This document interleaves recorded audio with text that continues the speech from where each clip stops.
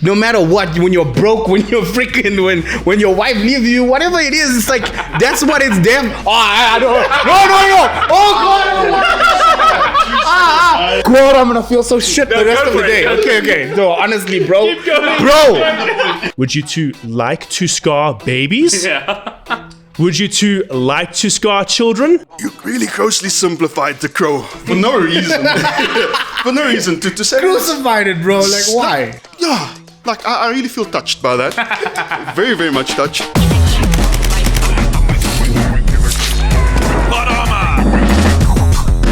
Hello and welcome to this episode of Plot Armor, the show where we fight hard but fight fair to answer stupid questions about movies you love, hate, or have never even heard about.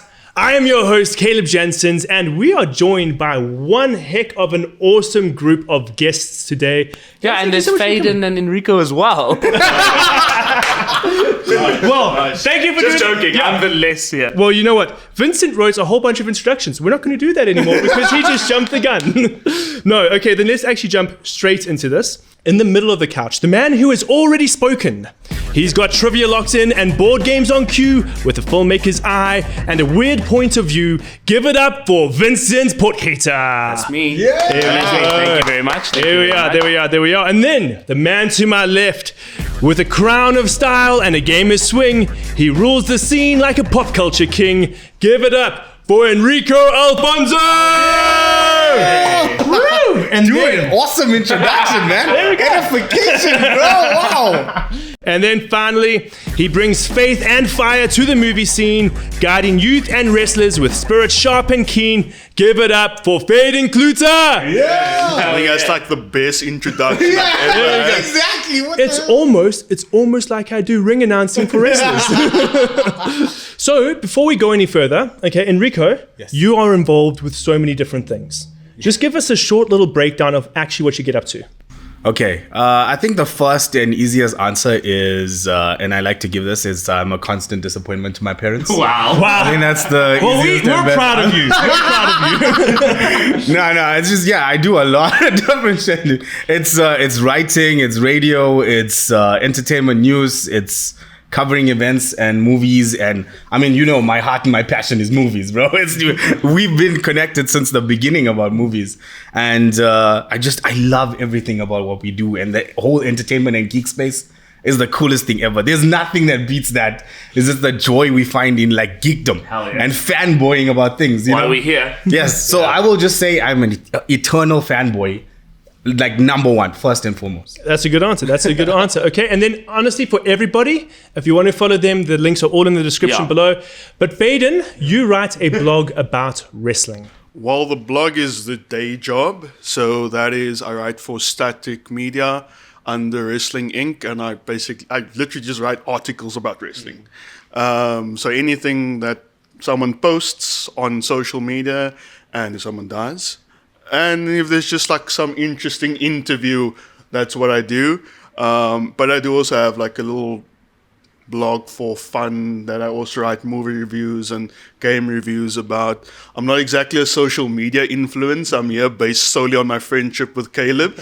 So it's a little bit of nepotism over there.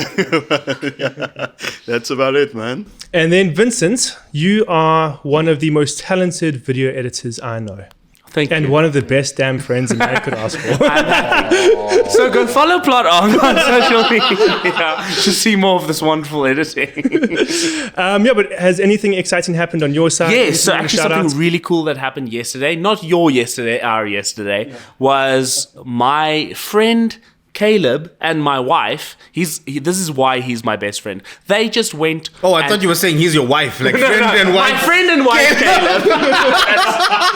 My friend Caleb and my wife Suela did an amazing thing where my birthday's coming up, and they surprised me with a surprise premiere of my short film. Oh. So we went to the bioscope and watched it in a cinema, which was incredible to see my work that I did in the cinema. It was incredible. I mean, you guys have been to the bioscope. It's such an amazing space. So if you want to watch a short film I did 2 years ago, that's kind of good. You can maybe check the link in the description. Yeah, that's what I'll plug. Well, Dude, that is so heartwarming about what you did for his short film. Like, wow, bro. Yeah, right? Like, to see like your work come to fruition at the bioscope. It's right. What the hell, bro? That's like, it's like warming my articles. There we go. I love that. Amazing. Well, you know what? We love people here on this show. Hell yeah. But we won't for the next hour. Yes. As we are going now we all hate everyone. So guys, I'm going to read the rules really Hell yeah. quickly. The rules are simple. 3 contestants face off over 5 debate topics. Each round runs 10 minutes and the host awards a point to the most passionate debater, the one with the sharpest argument and fiercest rebuttal. After 5 rounds, the top 2 scorers enter the speed round showdown. 5 rapid-fire questions with just 20 seconds to argue and 15 seconds to rebut. The overall winner gets crowned main character of the episode, while the other gladiators fade into obscurity as the extras. But before we get any further, I'm so thirsty. I'm so thirsty. I'm so thirsty. Today's episode is sponsored by Slayer. Show your shirts. There we go. There we go. So, there we go. Everyone is getting a different flavor today. I think that's the one you brought. Pack of fuel, bro. There we go. Hell yeah. And then, so I know that blood orange is Vincent's favorite I have flavor. to claim this one. I Really? love this flavor. Bro, that's like my least favorite. No, I love this. Like every time Caleb opens a box, I just take his blood orange. So I have got sour apple over here. I've got Hacker Fuel 2, yeah? Yeah, Yes. the new one. Yeah, I love it. Blood orange. blood orange. I love it. It really is the best blood orange flavor I've gotten. Acid berry. I don't know what this is. Acid but berry. Okay, let's all crack these bad boys open, and we are going to start this debate. Fueled and energized. That's a sour apple. That's a sour apple. That's a bloody orange. That's the sweetest taste in life. Okay, so let's jump into question 1. Damn. Ironically, there are 2 ways to describe most horror franchises: terrifying and hilarious. It seems only as if horrific and humorous seem to be estranged cousins. So it's only fitting to ask, what is the goofiest horror film franchise of all time?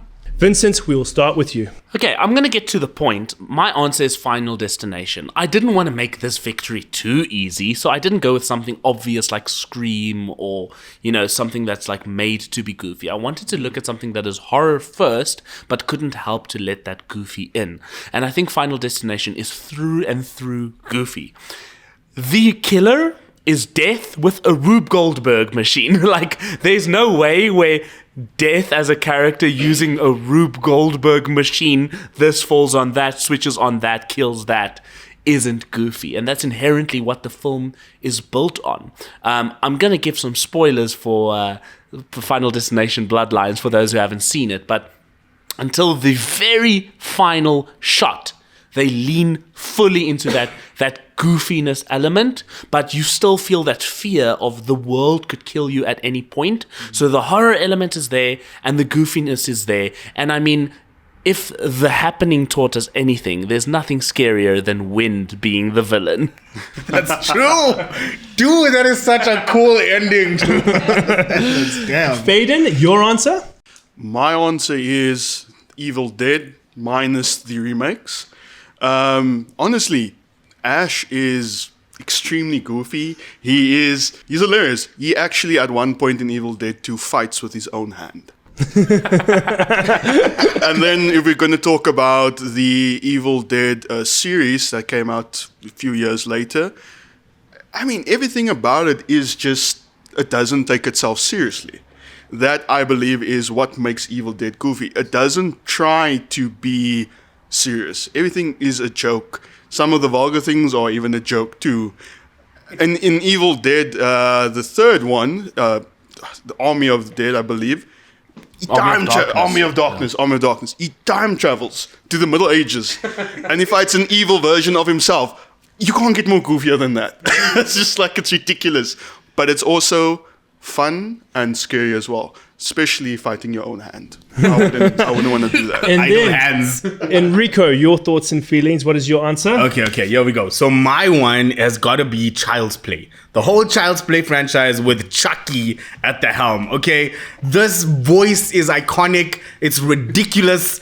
It's so crazy in so many different ways. It's this foul-mouthed serial killer trapping himself inside a doll, and this doll is chasing. It's not Annabelle who disappears and reappears, okay? This thing is running and chasing after you with a knife with his little itty bitty legs, like running across the floor, okay? And I think the craziest part is just from my childhood and experiencing it, as scary as it was ridiculous thinking about it now. And the goofiest franchise, I think, of all time from everything in terms of horror, because of this doll. And the one thing that stuck with me is that spell that I still remember to this day. It's like he's got the talisman and he's like, Ade Due Dambella, give me the power, I beg of you. And it's just crazy. It's silly. And now there's even a TV series. And, Bride of Chucky has got to be the height of goofiness. Where he's got his wife there. I don't know how vulgar we can get on the show. You can get but dude, he's like jacking off in the freaking bathroom so to like he get also fights with his own hand. Seems like it, hey? Yeah. No, the doll was crazy. And the voice of Tiffany as well was so iconic. So yeah, just all in all, it's just one of the goofiest things, thinking back, especially since you guys brought me this question and I never thought about the goofiest horror. I was going to say Scream at first, but then I thought about Chucky and I was like, damn, this guy is insanely awesome. So yeah, my answer is that. Now you guys can murder each other, fight it out. Okay, I want to say two things to both of you. My first thing would be, the problem with Evil Dead is it a horror? Yes. Is it goofy? Probably one of the goofiest things I've ever seen. The horror and goofy never coexists. So the moment it goes from horror to goofy, it fades from one to the other. They never coexist. So it's never the goofiest horror movie. It's at some point horrific and at some point goofy, never that at the same time. Unless, and I hate to say it, you find tree rape goofy. But it's Evil Dead, bro. It's evil. At the end of the day, it's evil. There's I feel like I don't have to make my argument anymore. But wait. What I want to know is with Final Destination, just to mention, before we even got here, we saw a coin on the freaking platform at the train station. And you know what that means at the end of the last movie, right? Yeah. So I really thought we were in Final Destination. And something drops here in Caleb's loft, and I'm going to freaking feel like something is happening. Death is coming. Exactly. But isn't that goofy? It's goofy, but it's death. It's death. It's still psychotic with the way that you get killed. It's gruesome. It's intense. It's violent in so many ways. I don't really see like the goofy part in it. Okay. I would also argue, because Final Destination, me growing up as a millennial, I think it's the second movie or maybe the third movie, the truck with the logs. That's second one. It ruined a whole generation. You cannot drive behind it. It scared me, and to this day, I still get nervous. So I am more afraid of Final Destination. The man with the hooks and the girl going in the elevator where it just chopped the head off. That was scary. Okay, but let's look at Chucky. Here's my problem with Chucky. If you replace Chucky with the psycho killer that embodies Chucky, it's literally not goofy anymore. The only thing that makes it goofy is the fact that this normal serial killer is embodied in a doll. Remove that doll aspect and it's just a bad serial killer movie. So it's too one note, the goofiness. It doesn't embody the franchise as a whole to be goofy. No, but think about the other elements besides just Chucky. Okay, you've got the kid, you've got Andy who grows up with this trauma nonsense and has to go to a freaking army camp just to like steady himself or whatever. And the whole point, like again with Bride of Chucky, it's not just Chucky, it's his wife too. It's then the psychotic child comes through, and we don't even want to go through what happens with the child. Okay, the child of Chucky. I just think like. Even now with the TV series, I don't know if you guys have watched. It's actually rated quite high. It's rated quite high. It's got an amazing storyline. But again, at the heart of it, it's just this guy. The guy on his own, I agree. If he's sitting in a chair, you're like, who is this dude?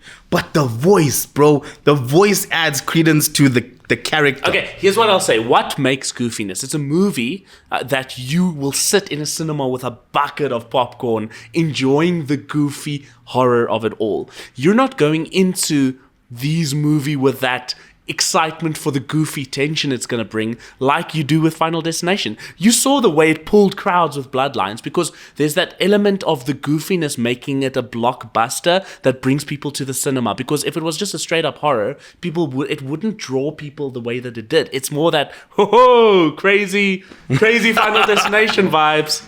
So what I would argue in both cases, so with Chucky, I don't know if you guys had grandparents or just some old auntie who had a collection of dolls. Of course. They were scary. Chucky, in essence, is scary. It's imagining your worst fears that one of those dolls actually came up and tried to kill you. Yes, there are goofy elements in it because it is a doll, but it is still scary. I still get scared. To this day, if I had to go to someone and have a collection of dolls. Final Destination in itself is also... It's goofy if you laugh at people dying gruesomely. So Okay, I do that anyway. I'm laughing gruesomely at all of these. Exactly. If you are desensitized to violence, you're gonna find Final Destination goofy. But otherwise, it is a genuinely scary movie because it's like these things could potentially happen. But do you then... Okay, final argument. Final- Make this your okay. final argument. So would you then... Okay, I'll ask you a question, yes or no. Well, you can expand on it when you do your final... My open-ended question you can get to later is, would you then agree that the first Evil Dead movie, the thing that started it all, does not have a goofy element? Yes, it's filmed interestingly, and yes, it's got some creative ideas, but in no way is it goofy. It's strange. So when it gets goofy, there's no way. Like you said, I think you sold your goofiness aspect so much that you actually undercut the horror element of it in the actual argument.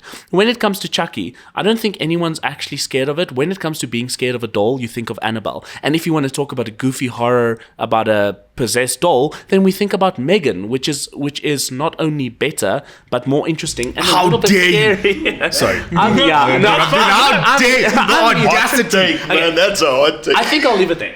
Enrico, you go. You're on fire. Go. Okay. Final argument. Hi, Enrico, desensitized to violence apparently, okay, and I laugh in the face of gore. But I just want you guys to just imagine this picture with me, okay?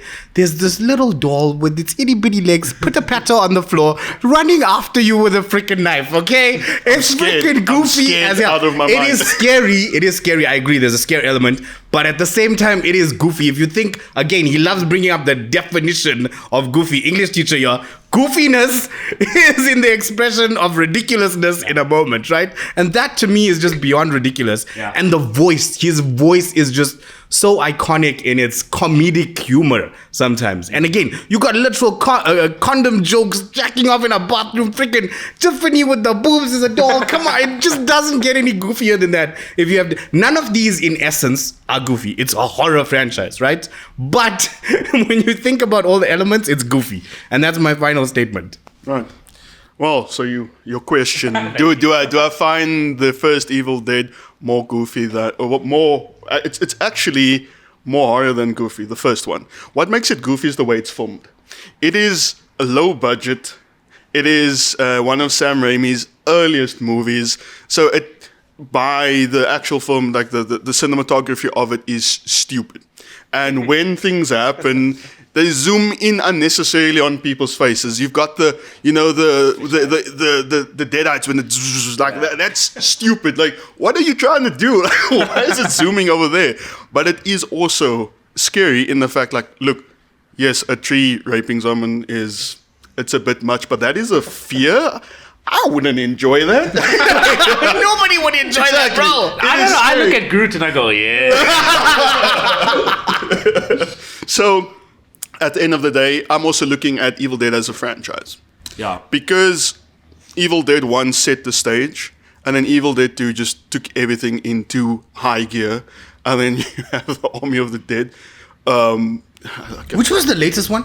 The Was it latest, Rise? So Evil Dead Rise, the new ones are more Love serious. That was way more horror than... The new ones are more serious. That's why I keep them out of it. But yeah, Evil Dead is still goofy and horror. They might not always coexist at the same time, but they've got enough of both. I love it. Okay, so it is useless to resist. I will say one thing. I can't wait to see which one of these two get the point. So, okay, You are a great debater, bro. You are like making points on both sides. You're so eloquent. I'll say something. I'll say something to both of you guys. To all of you, actually. The question is, what is the goofiest horror franchise of all time? Now, I'm just going to give you two advice. Because Vincent has been on this episode a lot, and this is your first time. Vincent does a great job of sending you down a rabbit hole. He was convincing you that you had to not be too scary. No, we all agree these are horror franchises, and the question is, which is the goofiest? Don't be scared that your movie is scary. Focus on how goofy it is. But he brought up the point of horror. Then all of you guys were too afraid to actually go and admit the fact that, yes, it's a horror franchise. So very good misdirection. You did not sell me for a second. No, the moment they were like, no, I'm terrified of that. And I'm like, oh, yeah, I guess it's scary. Yeah, you guys killed me there. But I didn't know we were doing reverse psychology, huh? no, there's a reason why Vincent has You won. devious motherfucker. He has won every single episode. Be careful around this I've man. been on. Yeah. So I will say this. Vincent didn't win this point. No. And I will say his opening statement was very good because he brought up a good point where, in theory, the concept is goofy, but we can all agree the execution is not goofy. The execution is just pure horror. And there might be goofy moments, but it is in no sense a goofy series overall. Faden did a great job of also building up Evil Dead as such a goofy series, but all of the times that Vincent tried to argue you didn't defend your points as passionately as I was hoping you would. Your final argument, though, got you very, very, very close. You were this close to winning the points. Enrico wins the first round. Oh, yeah! Of course Every time. You did great No, there. every time I you would didn't know how open to your fight mouth. you there. How am I supposed to argue about a doll jacking off in a house? There's no I rebuttal couldn't to fight this. it. And then every time you paint the picture of the little and he's running with a knife, it is just goofy, but it is undeniably terrifying No, at the same well time. done on that. Yes. Moving on to question 2. Hell yeah. Beauty is in the eye of the beholder. And there are 42 movies that absolutely zero Rotten Tomatoes accredited reviewers thought to be beautiful. But we dare to think differently and to swim upstream. So we ask you this: what is the best movie with a 0% score on Rotten Tomatoes? Faden, we will start with you. Okay, I'm not gonna lie, this one was very difficult, but I went with Highlander 2: The Quickening. Yeah. It is a lauded entry in an otherwise, cult classic franchise, but in its own right, it is also a cult classic because there are people who absolutely love how bad it is. And yes, it's it's not the best in the franchise, but it does not deserve a 0. I firmly believe, especially compared to the other movies in the 0 list, it is actually worth looking at.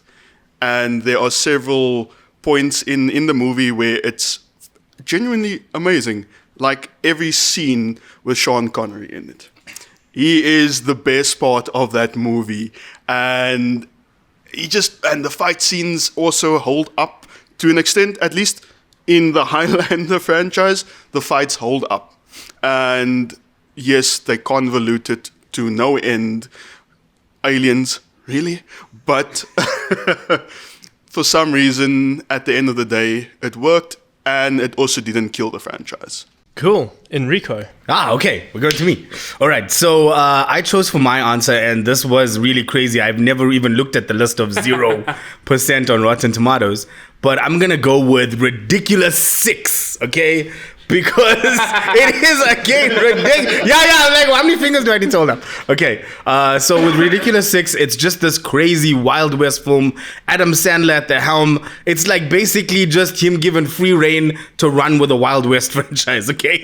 And the cast is stacked. I mean, you've got crazy amounts of acting in this. And the storyline, the stuff that he came up with is intense. But I think what really sits at the heart of it, and again, we talk about the best out of all of these 0 rated, again, because I never really go for 0 rated on Rotten Tomatoes anyway, as the credence to what a movie is, right? But if I look at this list and I look at everything, at the heart of this, it's still these 6 brothers that come together that didn't even know they were brothers to begin with. And they were like, if your father is whoever, put up your hand. And like all of them end up putting up their hands, including Terry Crews is a black dude. And it's like, wow, okay. And they build this bond throughout the movie. And it's not only that, they're also fighting corruption. They're fighting against a man who's taken over a town. And it's like them building their bond together. And then, of course, overcoming that corruption. So I think at the end of it, at the heart of the story, it's Adam Sandler trying to tell us that anybody can come together. Anybody can become best bros and overcome intense, horrible, tragic circumstances. So that's why I go with Ridiculous 6 as the best out of the 0 rated Rotten Tomatoes. And Vincent. So when I look at the list of 0% movies, I look at a bunch of movies that all of them fall under, this is so bad, it's good. You can have a double feature, 0%. Watch movies that are horrible, be great. And I think of that whole list, I think the movie I've chosen is the only movie I don't consider so bad it's good. I just think it's good. And that is 1,000 Words starring Eddie Murphy. It's the reason I chose this movie is from a childhood experience, as I always bring up, where I watched this movie a few times when it would come on DSTV, and I was shocked to my core when I found out this movie had 0%. Look, it's not an 8 out of 10, but it is a 6, and that's 6. I know that's not how Rotten Tomatoes work, but 60%. So, because it's not a great movie, but it is a good movie for a myriad of reasons. First of all, it's got a solid life lesson in it where it teaches you to think about everything you say, because everything you say has meaning to it. So first of all, good lesson there. Second of all, it's got Eddie Murphy in it being funny. It's not some weird Eddie Murphy role. It's just an Eddie Murphy role where inherently, if Eddie Murphy does his thing, it should be getting some score there. Like 0, that's crazy. And I know you could say the same about Adam Sandler, but Adam Sandler has 0% energy. Eddie Murphy doesn't.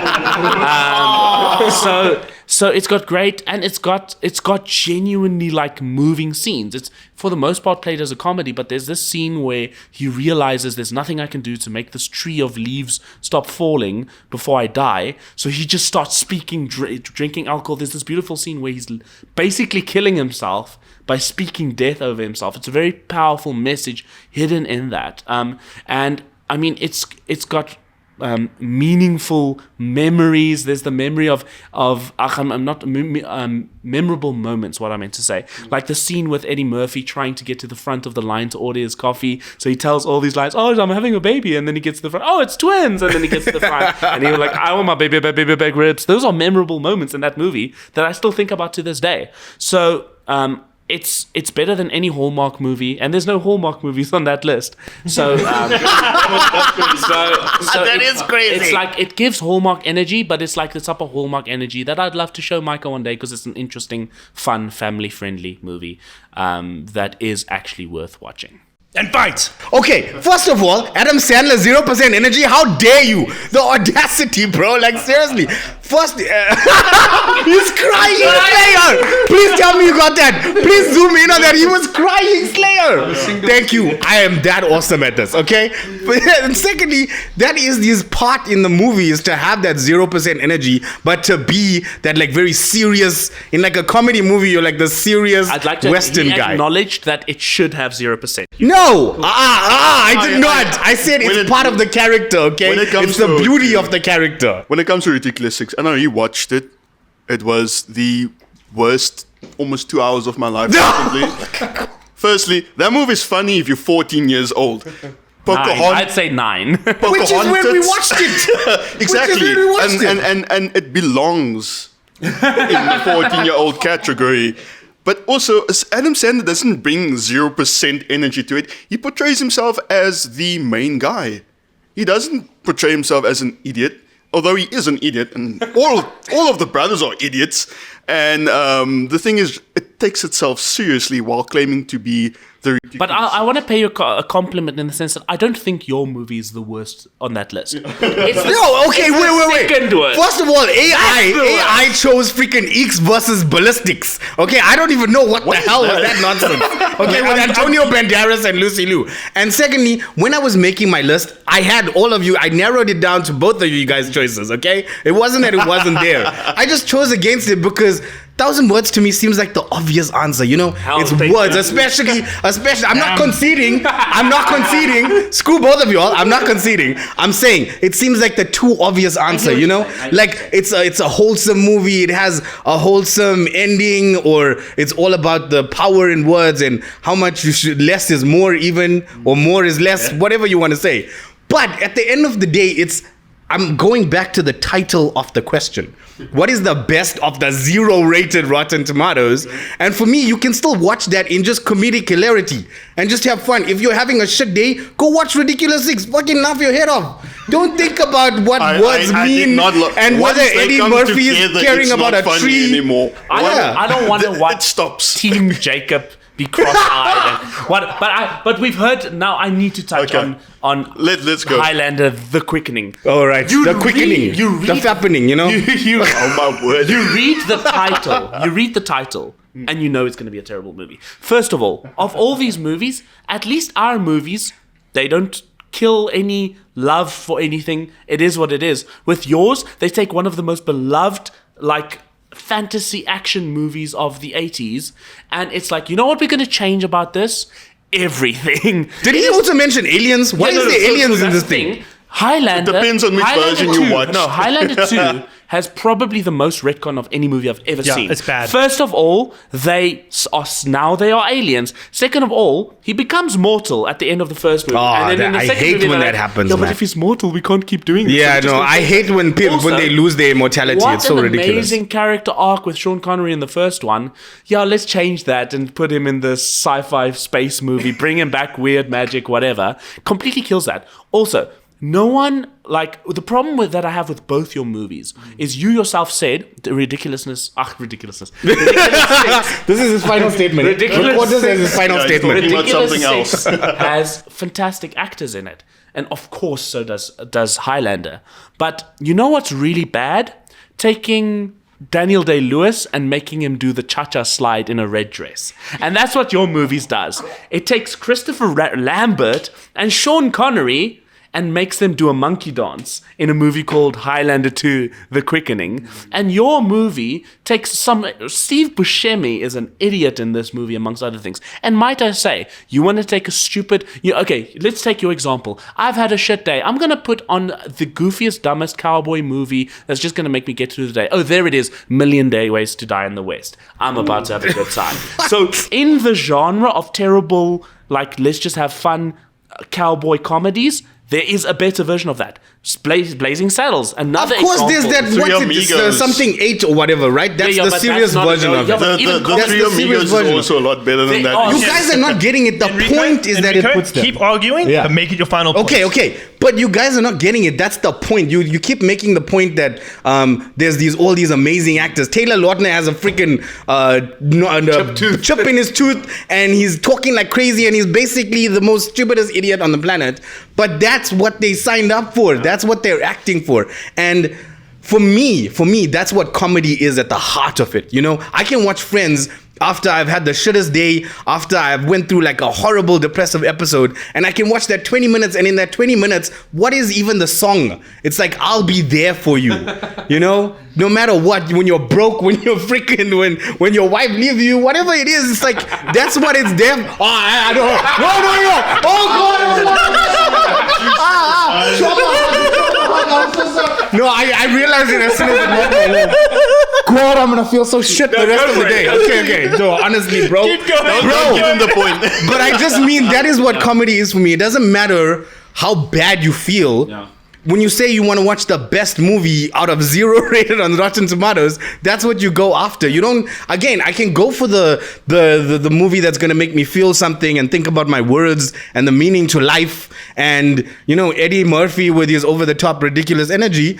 But I don't need that when I'm thinking about, I just want to watch the best movie out of this list. And in terms of your movie, it's just, again, the fappening. All I'm thinking when I think the quickening. It's like just, really haven't watched I love the Highlanders. Okay, I'm amazed. I grew up with that. I love immortality. But the fact that it ends with Immortality. freaking, I love immortality. I want to live forever, bro. There's so much to explore. I know a guy you can speak to about that. Yes, please, let's have an argument about that. Okay, but it's just, for me, if it ends with him losing his power, that's not the best of anything for me. That's the shittest thing ever. You can't have an immortal character and you take that away. It doesn't show anything to me besides that I'm going to feel like crap now. What's the point of being immortal if it gets taken away? So I just think from my perspective, for the best movie of 0 rated on Rotten Tomatoes is Ridiculous 6. Again, the heart of the message is 6 brothers coming together and like overcoming corruption in a town. I don't know what gets better than that. And you're still having an awesome laugh out of it. Even if you're 14, even if you're 26, even if you're 55, you can still laugh your head off if you want to be ridiculous about it. Faden? Okay, firstly, we did not address Vincent's movie, and I think this What is was it again? exactly. You haven't. Thank you. You forgot, and that's the point. It is forgettable. Eddie Murphy has made so many better movies, and also you put Eddie Murphy, and as far as I understand, he also does. He's not allowed to be Eddie Murphy in this movie, and the movie that does that, restricting someone's what they're allowed to say, and not silencing them in the same regard, would be Liar Liar. Liar Liar takes Jim Carrey, an idiot in all of his movies, but he's forced to always tell the truth. And because of that, he says the most memorable things. Because everything that is in his mind, he has to say it. And he's got, so all of the things that you think of people that you don't want to say, it just spills out. And look, no knock against your childhood. I also watched movies when I was a kid that ended up being very bad. And I will also, for the record, say none of these movies deserve a 0. It's just like a 0? Like, that's a lot. Look, Hateful Eight, that's the better version. Hateful Eight. Ridiculous 6. Hateful Eight. Magnificent 7, Ridiculous 6. Oh, yeah. You see? So Ridiculous 6, again, it's funny if you're 14. And it was funny until they all came together. Then I was like, what is the point? When are we getting done with this movie? Oh, they just hit the guy's head off with a spade, and then that's a running joke between them. Do the headless man. Like, what? Like, what does a Western and also a parody of, I believe it's the Hateful Eight or the Magnificent Seven. I think it's Magnificent Seven. They're parodying that movie. Yes. What does it better is the Three Amigos. And the Three Amigos is also stupid, but everyone doesn't take the stupid characters as if they are smart. Ridiculous 6 makes as if these are such cool 6 guys who have such an amazing plan, but they are stupid. And everyone in the movie is stupid. Like, again, Steve Buscemi brought up there. Dude, Vanilla Ice is in this movie. Vanilla Ice, really? Like, that's the thing. So, yes, Highlander, we all agree the aliens is ridiculous. And why bring back Ramirez? But bringing back Ramirez makes some of the... dude, Sean Connery pretending to shop for new clothes. He's coming there with his medieval garb, and he dresses up as... It's basically, it gave Sean Connery a chance to just sit down and have fun. And that's one of the best parts of this movie. And yes, losing immortality might be bad if that's what you want, but the lesson is that there's more to life than just living forever. And that's why he loses his immortality, so that he can reflect on his life this time and make the best out of it. So that's why we have limited time, so that you can make the best of it. If you have immortality, you're going to do everything and end up like Dorian Gray, having done everything and being unfulfilled. That's Vincent? one personality, bro. You can't base everybody's go. personality on So, him. if we look at the question is, what is the best movie with 0% on Rotten Tomatoes? Another way to phrase that, which doesn't change the question, is which movie most deserves a higher rating on the 0% list? Both of you argued it's so bad it's good. This is something you can watch and find enjoyment, but in no way argued that the rating should have been higher. You yourself leaned into it's so bad it's good. I think I'm the only person that... I'll happily say this. I think it should have a 20% rating on Rotten Tomatoes. And in that, it deserves more than it got. That being 1,000 words. Where I think both of you agree that what your movie has, the score it has, is what it should be. Ooh. So that being said, you just feel like all movies should not have a 0%, but I don't think... ours don't deserve 0. I know. But Highlander deserves a 40%. But I don't... It doesn't make sense. I do think both of your movies, it makes logical sense that no one enjoyed it. I don't think that mine deserves a 0%. People were just upset that Eddie Murphy couldn't speak as much as he usually does, but we've learnt there's creativity in restraint, and this movie is about restraint. And that was good restraint, because you had by far the shortest closing argument, but the best one. Because of 1,000 words. So what I'll say is this was probably the longest version of closing arguments ever. Yeah, true. Our closing arguments were 6 minutes. So, in conclusion, I would say that I felt like there was one person leading this argument the whole round. The absolute whole round. So much so that I was reminded that the wife I loved with all my heart left me. And you know what? despite the trauma that came up, I still wanted to watch that movie. Wow. Enrico really sold me on his film. And I genuinely was going to give you the answer. And it wasn't because of the divorce, believe it or not. I thought that we're going to clip that. That was hilarious. That was good. The reason you are not Watch getting him the not give you a single point throughout the rest of the episode. Yes, it's really biased now. It's really very. No, Caleb wouldn't. The only reason you are not getting the point, you weren't even close. What the F? Yeah, that's horrible. What the F? The worst movies No, I'm ever. joking. The points you raised were lies. No one. No. So if I have to take exactly what you said at face value as the truth, you meant every word you said. I don't think a Highlander fan can genuinely watch Highlander 2 and not get angry. Do you want to know why I have Highlander 2 on VHS? Great on it. To remind myself that when you're in a good mood, bad things can still happen. But no, in all honesty, Vincent does get the point for this. And only because of his closing argument. Yeah, my question dissection was good. It was good. And your sex was good. I would like one round where Enrico doesn't end up talking about jerking off. Oh wait, when did I tell? All right. At the beginning. Wait, in the why first is round. this now my thing? Oh God. So I will say this, honestly, with all honesty, you were going to win. And I was like, damn, Enrico wins 2 in a row straight off the bat. Awesome. But Vincent's closing argument really gave him that point at the end there. So well done, Vincent. We are now going to move on to question 3. The release dates being what it may, we can never truly be certain the next Avatar film is even close to releasing if we look at the franchise's track record. So let us rather dream of what Avatar 3 Fire and Ash could be. And seeing that you are all dreamers, go ahead and pitch Avatar 3 to us. How we are going to do this is there is no actual debating or arguing. You are just going to pitch your idea, and then I will choose my favorite. Oh, damn. Okay. Vincent, you can start. No, you can't. He's like still in his thinking mode. According to the list. He's stroking his goatee. Enrico, you may start. Ah, damn it. Okay, all right, let's go. So my vision for this movie is both destruction and purification. Fire as both destruction and purification. And I sent Caleb the video as well of when I talked about this, I think a year ago. And it was like all the information we do have about this. And James Cameron saying that for him, fire represents evil as well as something that purifies from the ashes. You know, something is reborn.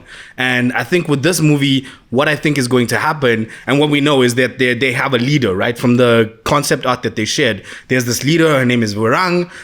It's played by Umlan Chaplin, I think. And she's got these amazing streaks and they're dancing around a fire. And you just have to think, this leader is someone who they live in a volcano, a literal volcano. That's like death and destruction all in one, and then rebirth. And here you've got this leader who thinks now the sky people and even the humans, they need to be purified. They need to be destroyed, and from the ashes something new created. So she goes on this whole mission or this whole war now to go against the sky people, right? To go against Jake. And he doesn't want that. He wants to avoid war. He's been in too many wars. He wants to avoid it. So he goes through these trials by fire, right? These trials that they have, that he's burnt both like physically and spiritually and emotionally. And there's Varang has a son, which I'm hoping is like kind of like an anti-hero type guy. His name is Karak. I'm just gonna give a name. And this Karak, he rides like this almost fire-breathing dragon type lizard thing, right? And he is all about like fire by purification. He believes in his clan's credence, right? His code. And he goes after all of the sky people. Like he's pushing for war. Even his mom is not even that bad. But through these trials by fire, Jake and him bond. And he even falls in love. I don't know what's the time skip going to be in this movie, but Jake does have a daughter too. And I think that Karak is actually going to fall in love with her. And through fighting with Jake and like also Jake maybe saving his life, they become bonded. And he actually goes against his people. But he's still an anti-hero. He's still destroying everybody by fire. And towards the end, Varang is like trying to activate this volcano to destroy the earth. To destroy Pandora, basically, to rebirth from the ashes, right? And what happens is Jake has to sacrifice himself. So he throws himself into the magma, into the volcano. And you have this beautiful moment where a freaking avatar of fire and ash rises from the core of Pandora as a spirit of Ewa that basically stops the destruction and stops everything. And Jake lives on in that memory. Damn. Okay, cool. Vincent. Okay, so I decided to take away any speculation about it. Just to keep it fun, I went with, where did the second movie leave us? What is the title of the third movie? And where would we want to go from there? And I think Fire and Ash, like you said, very much indicates to a climax of something. Things are heating up. And so I'd like to look at this movie from a juxtapositioned position. The movie starts in this Na'vi text on screen that slowly, as the events I'm about to describe unfold over 5 minutes, those Na'vi characters change, and you see it's written 10 years later as it changes. And these events that unfold is you have a scene akin to Nightcrawler in the White House of X2, where there's this covert operation of beings dressed up like futuristic SWAT humans, but they're twice the length of humans, so you can make the assumption that you want to make. But it's clearly not Pandora. It's in this, what seems like a futuristic version of the Pentagon. And there's these quick shadow movements. There goes a guy missing, there a guy gets choked, there a guy gets shot with what looks like some weird futuristic arrow. And you realize, okay, it looks like there's this group of what we can only assume is Na'vi on Earth, in the Pentagon or something of the sort, carrying out some SEAL Team 6 level mission, while we're learning, oh, this is the future. It's 10 years from where we were left in Avatar 2. And they do this whole sequence of killing, capturing, and this sequence, it's a 5-minute sequence, it's the opening, ends with them kidnapping the Minister of Intergalactic Offense, which is the guy that is in charge of the war that has been going on Pandora. And they take him captive. And they take off their masks, and you realize, with breathing apparatus included, and you realize, oh, there's Na'vi on Earth carrying out some covert operation. But one character seems to be the size of human, takes off helmet, it's Spider from the original movie. He's a grown guy now, and he's leading this covert operation. And what we then have revealed to us is that this movie kind of takes place in two scenarios. One is a covert small group of Na'vi on Earth doing a covert guerrilla warfare type thing, taking the fight to man without trying to like overpower them. They don't have the resources, but they're trying to do a guerrilla warfare style here. But on Pandora, they're the infantry army, full on just going for it. And what we realize, if we remember, Avatar 2 ends with Jake realizing he cannot be defensive anymore. He has to go on the offense. So he can't be like, no, I'm avoiding war. That was the whole first movie. Our first and second movie was, we need to avoid war. He has said, I am done avoiding war, and he goes borderline violent. He gets almost cruel in his absolute destroying of the Sky People, to the point where he has lost his humanity so much that he becomes even worse than Neytiri was in his hatred for what these people are doing to their own planet. What they did to the planet and now to Pandora. So this constant thing goes on where there's this small group of Na'vi on Earth. They kind of, they're holding this guy captive to kind of do a manipulation of the people fighting the war on Pandora. It's a struggle back and forth. What ends up happening is this war and destruction. Jake is gone. He's like, even Neytiri is starting to say, dude, you're being a bit intense. And there's a scene, it gets to this point where it's full on like proper war with hundreds and hundreds of humans versus Na'vi. And there's this, there's this big final battle at the end where the Na'vi win, and Jake's like, he realizes he won, but he looks around and he sees, what does he see? He sees one of those Pandora horses running on fire. And he remembers, in the first movie, he's seen this before. But he's the reason these animals are burning, these trees are burning, Awa is burning, because he actually did what he's been running away from for 20 years. And it almost, because remember, there's 5 movies to come. We can't end here with some, so he much like Captain America and Infinity War, he kind of falls to his knees and in his native Na'vi language just starts muttering, "What have I done? What have I done?" And there's this dreadful music playing as you zoom out and you realize the way he's been leading his people, Awa's connection with them is going missing, and the planet is on fire. Not actually, but like proper in turmoil. And he is starting to be responsible for this planet failing in the way that Earth has failed. And we zoom out and we just see Pandora just in a state of decay, leading up to now the Na'vi themselves are the reason, because they have lost who they are in the fight of what they were fighting, leading up to an interesting final 2 movies. Okay. Firstly, I'm really glad our 3 options are so different. Yeah. So I was like dreading, don't say that, don't say that, don't say that. And then, okay. So I looked at where the second movie ended, and also with the idea that this is going to be the second in, I believe, like 6 or 7, if not more.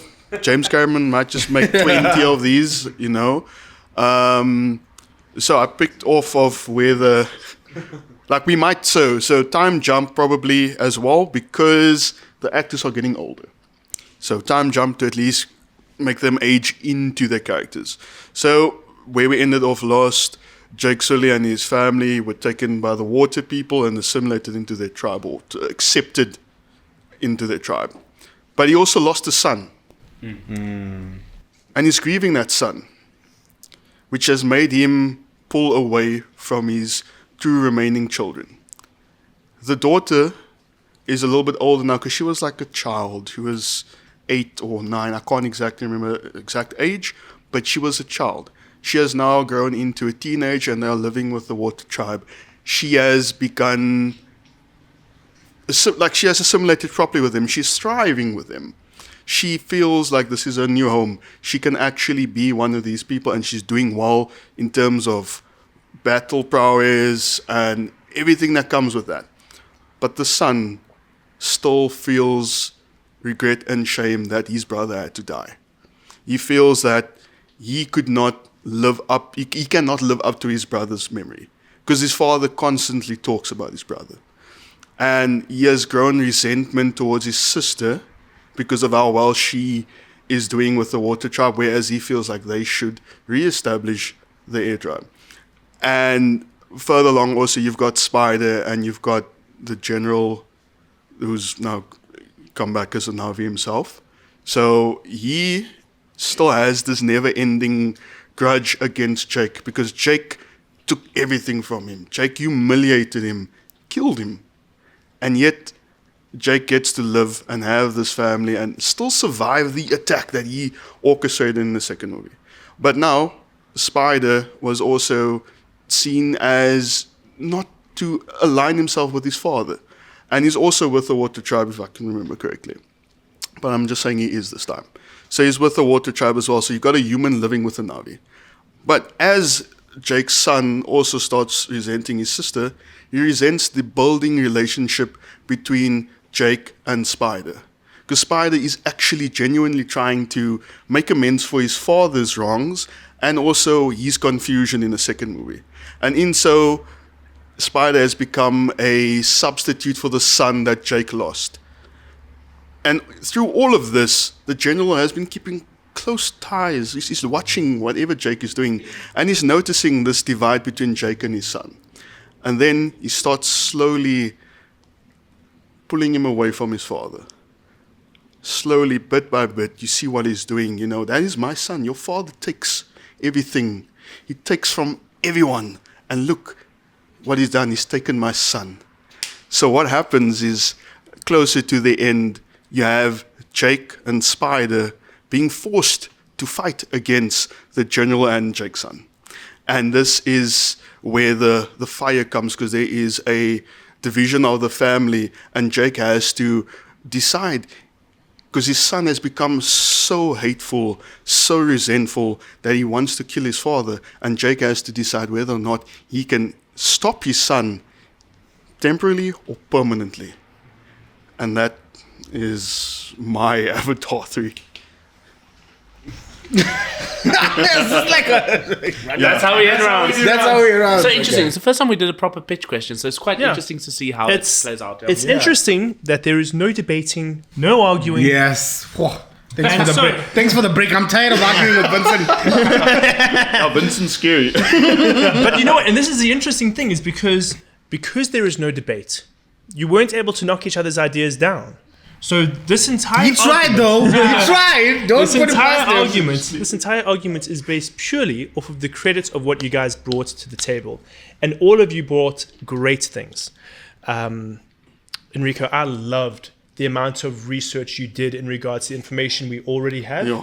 and I love the picture that you painted, and I love how you continued to carry themes from the first 2 episodes into this third one. Movies.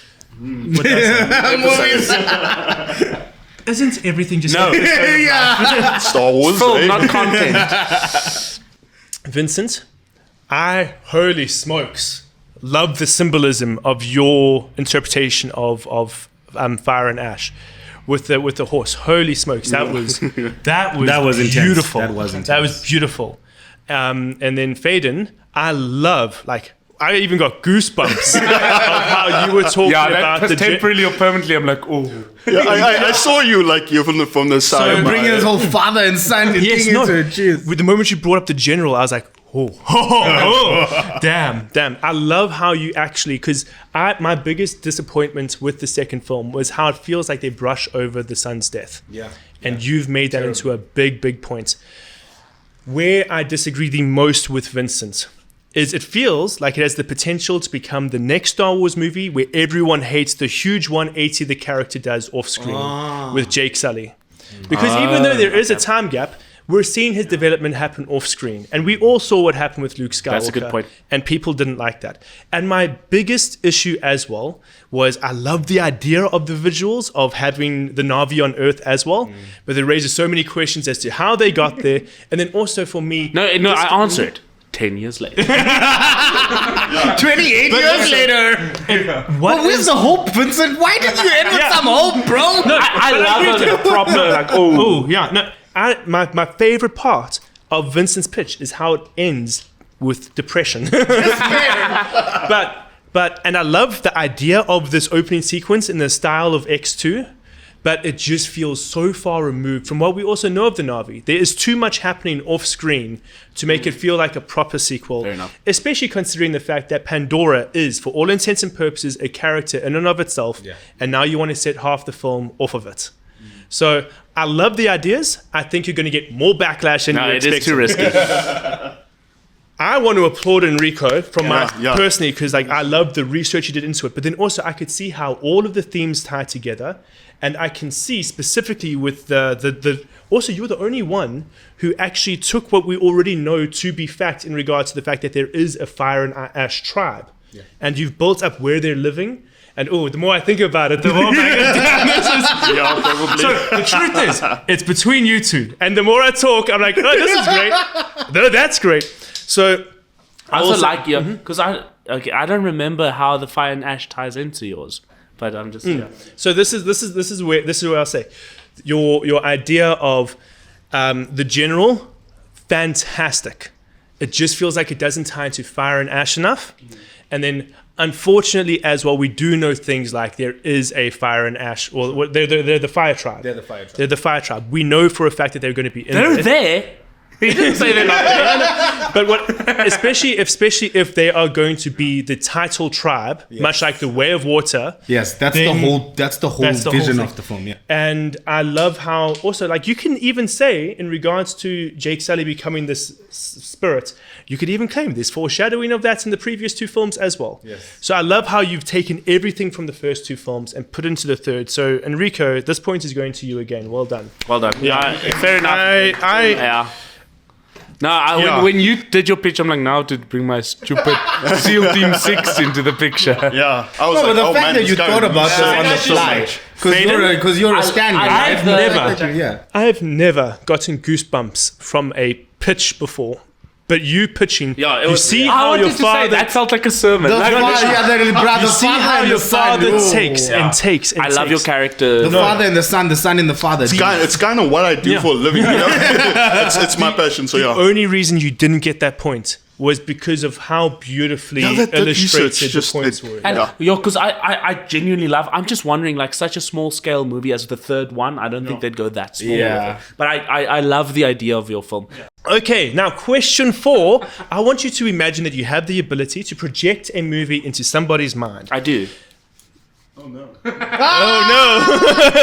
videographer. Well done. no! We have the next 10 minutes to decide what that movie will be. So I ask you once again, which single movie should be projected into the minds of all humanity tomorrow morning and why? Do you mind not distracting me? And I think Fader should start with this one. And Baden, yes, Yes, will start. he needs to start one now. Go. Okay. So this movie that I'm choosing is The Crow. Well, the 1994 version, please, not 2020. 2020. Oh God. Please not. So yes, look, the base or the foundation of the movie is set in loss and trauma and the fact that the innocent sometimes pay the price for what evil people do.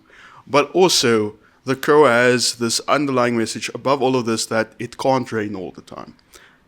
What that means, and this line gets said a few times throughout the movie, what this means is that the rain represents the tough times. So it cannot always be bad. It will be good. And even after everyone dies, people that you love always stay with you. And why I want to project this into people's minds is to give them that hope that, yes, you might be going through bad times right now, but it can't rain all the time. It does get better. And that's to everyone who's come from dark times, it does eventually become better. And also, when you lose people, yes, they are physically gone, but the love that you shared and your memories remain with you forever.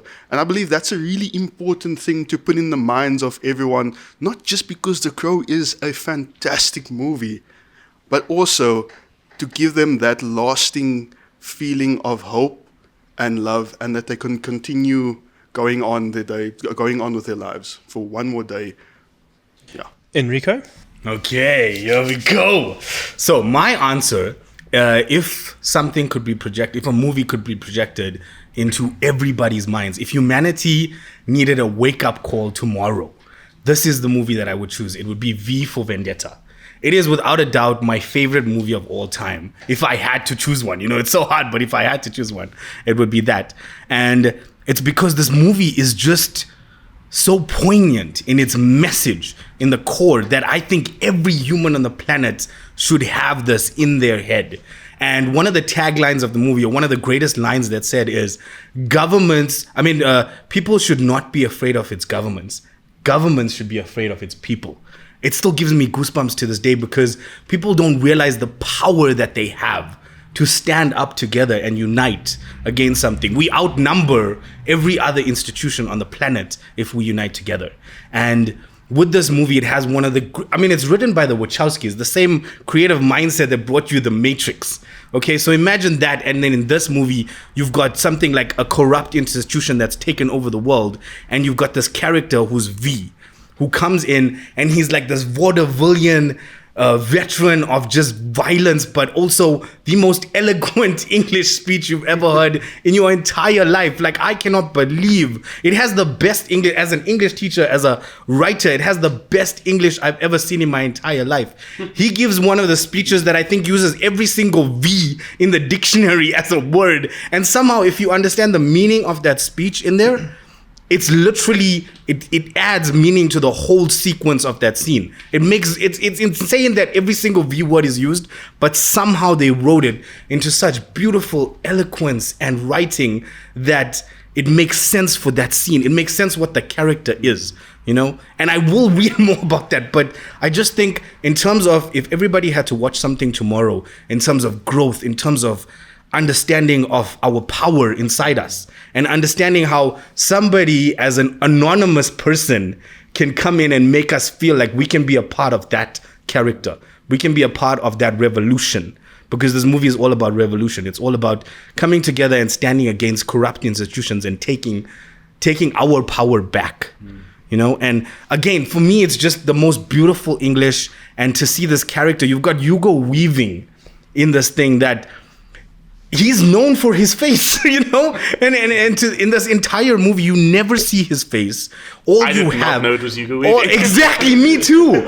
And you have this persona, this mask persona, and that's why I love that mask. It's my favorite mask of all time because you can wear that thing and you can be this amazingly, vaudevillian type character, but at the same time have such violence in you and such strength and enough to take on a revolution, to ignite a revolution. It's just some of the greatest character work I've ever seen. It's one of his best characters ever portrayed. And in terms of, again, story writing from start to finish, it has one of the most beautiful story arcs I've ever seen in the entirety of cinema. I really have no other option besides adding V for Vendetta into everybody's minds. Vincent. So, I'm someone who really believes in, if my life had a mantra or a mindset or a mission statement, it would be always run towards, not away from. You should always be motivated towards what you're heading towards, not motivated by what's chasing you or what you're scared of behind you. So in that sense, I want to instill a message of absolute positivity and a wake-up call that isn't, you're going to burn if you don't wake up. It's rather be the fullest of what you can be. That's the type of wake-up call I like. And so I've chosen The Secret Life of Walter Mitty, the 2014, I think, version with Ben Stiller. This movie, I know, it's the movie I know with the most people would say, that's my favorite movie. 3 people I know, that's their favorite movie. And if you ask them why, they say it's something about that film made them click that my life is bigger than the square I'm living in.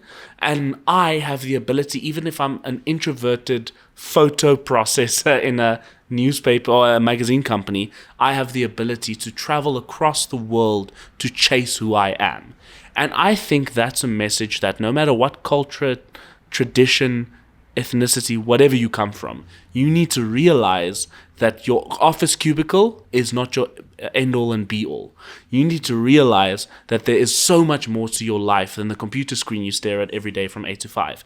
And that message is not a thing of oh no, I'm going to die sad. It's a message of I want to go now. I'm literally, as he does in the movie, I want to stand up, take my briefcase and run to Iceland.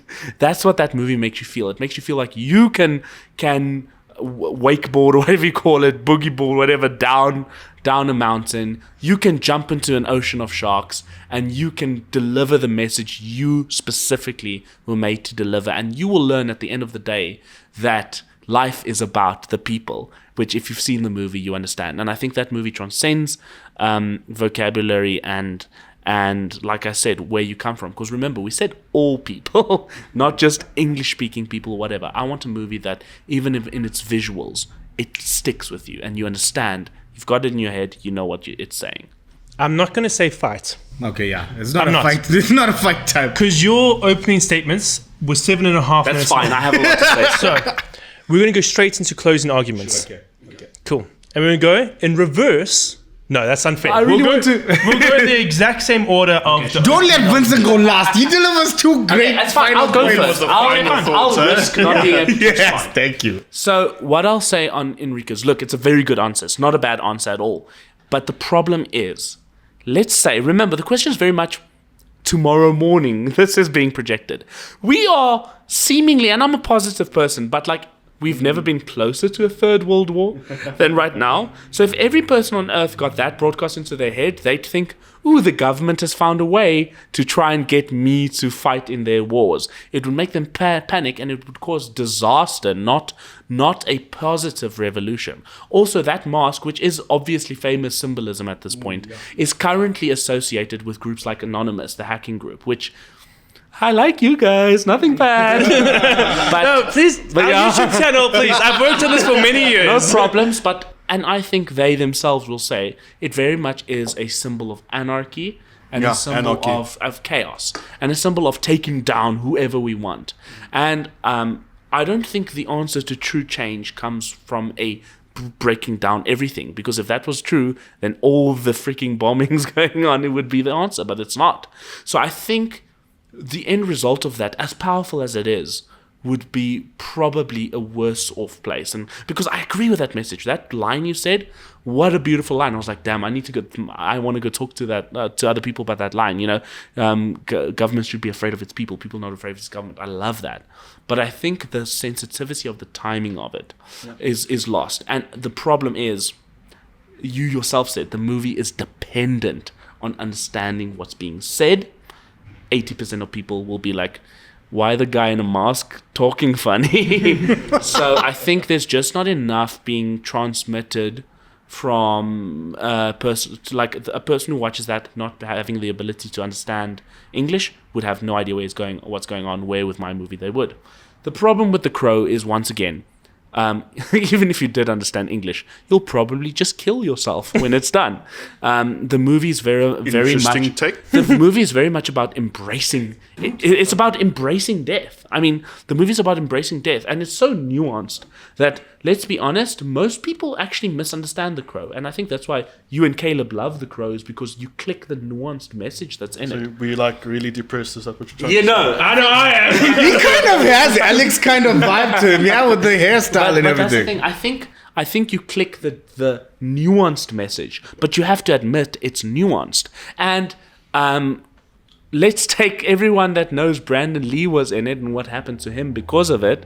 Now, the people that don't kill themselves because of the actual movie will just be like, oh, I'm so sad he's dead, and then kill themselves because of that. It's just a movie that screams death. And I don't know if we want to put the message of death out to 8 billion people. I say choose the secret life.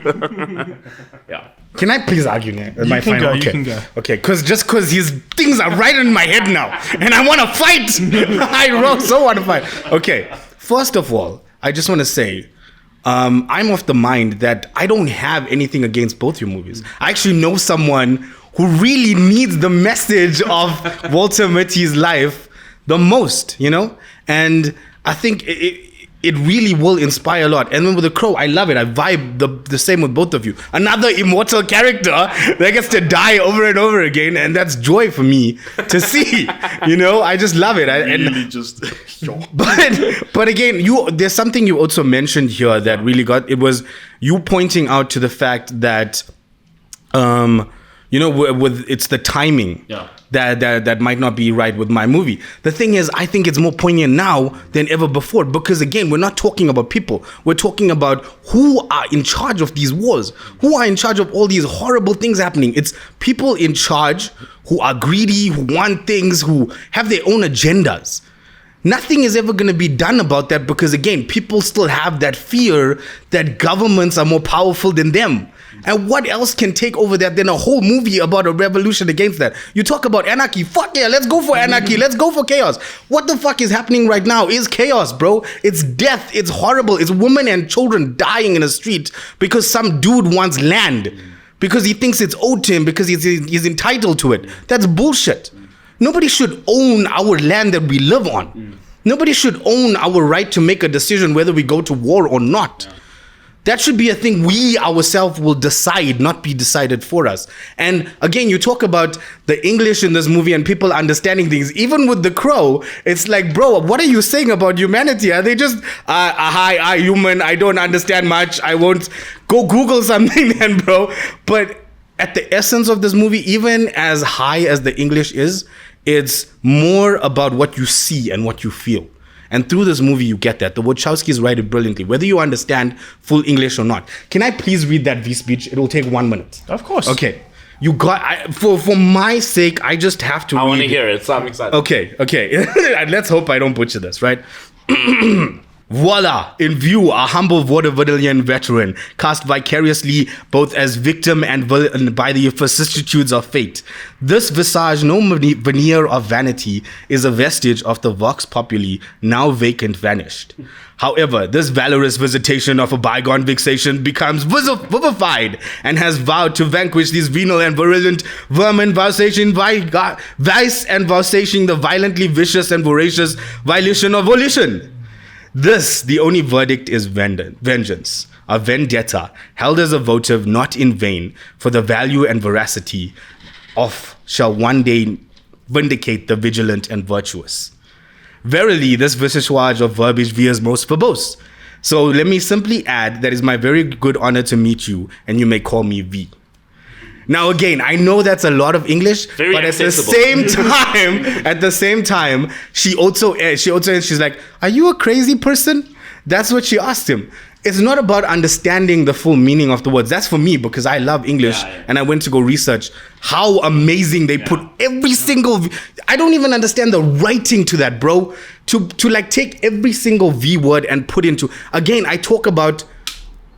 I want people to experience cinematic art. We talk about cinematic art. We love movies. We want people to see the movies that we love. And if I had to get everybody on this planet to see cinematic brilliance at the utmost highest level that they could absolutely experience, whether they understand it or not. Again, art is subjective to what you understand. I only care that they see my movie that I want them to fucking see, which is, again, if humanity needed a fucking wake-up call tomorrow with the shit that's happening around in the world. And again, I have nothing. I want both of your movies both to be projected in everybody's minds tomorrow. I would love The Crow as well. Triple feature. There we go. Let's go.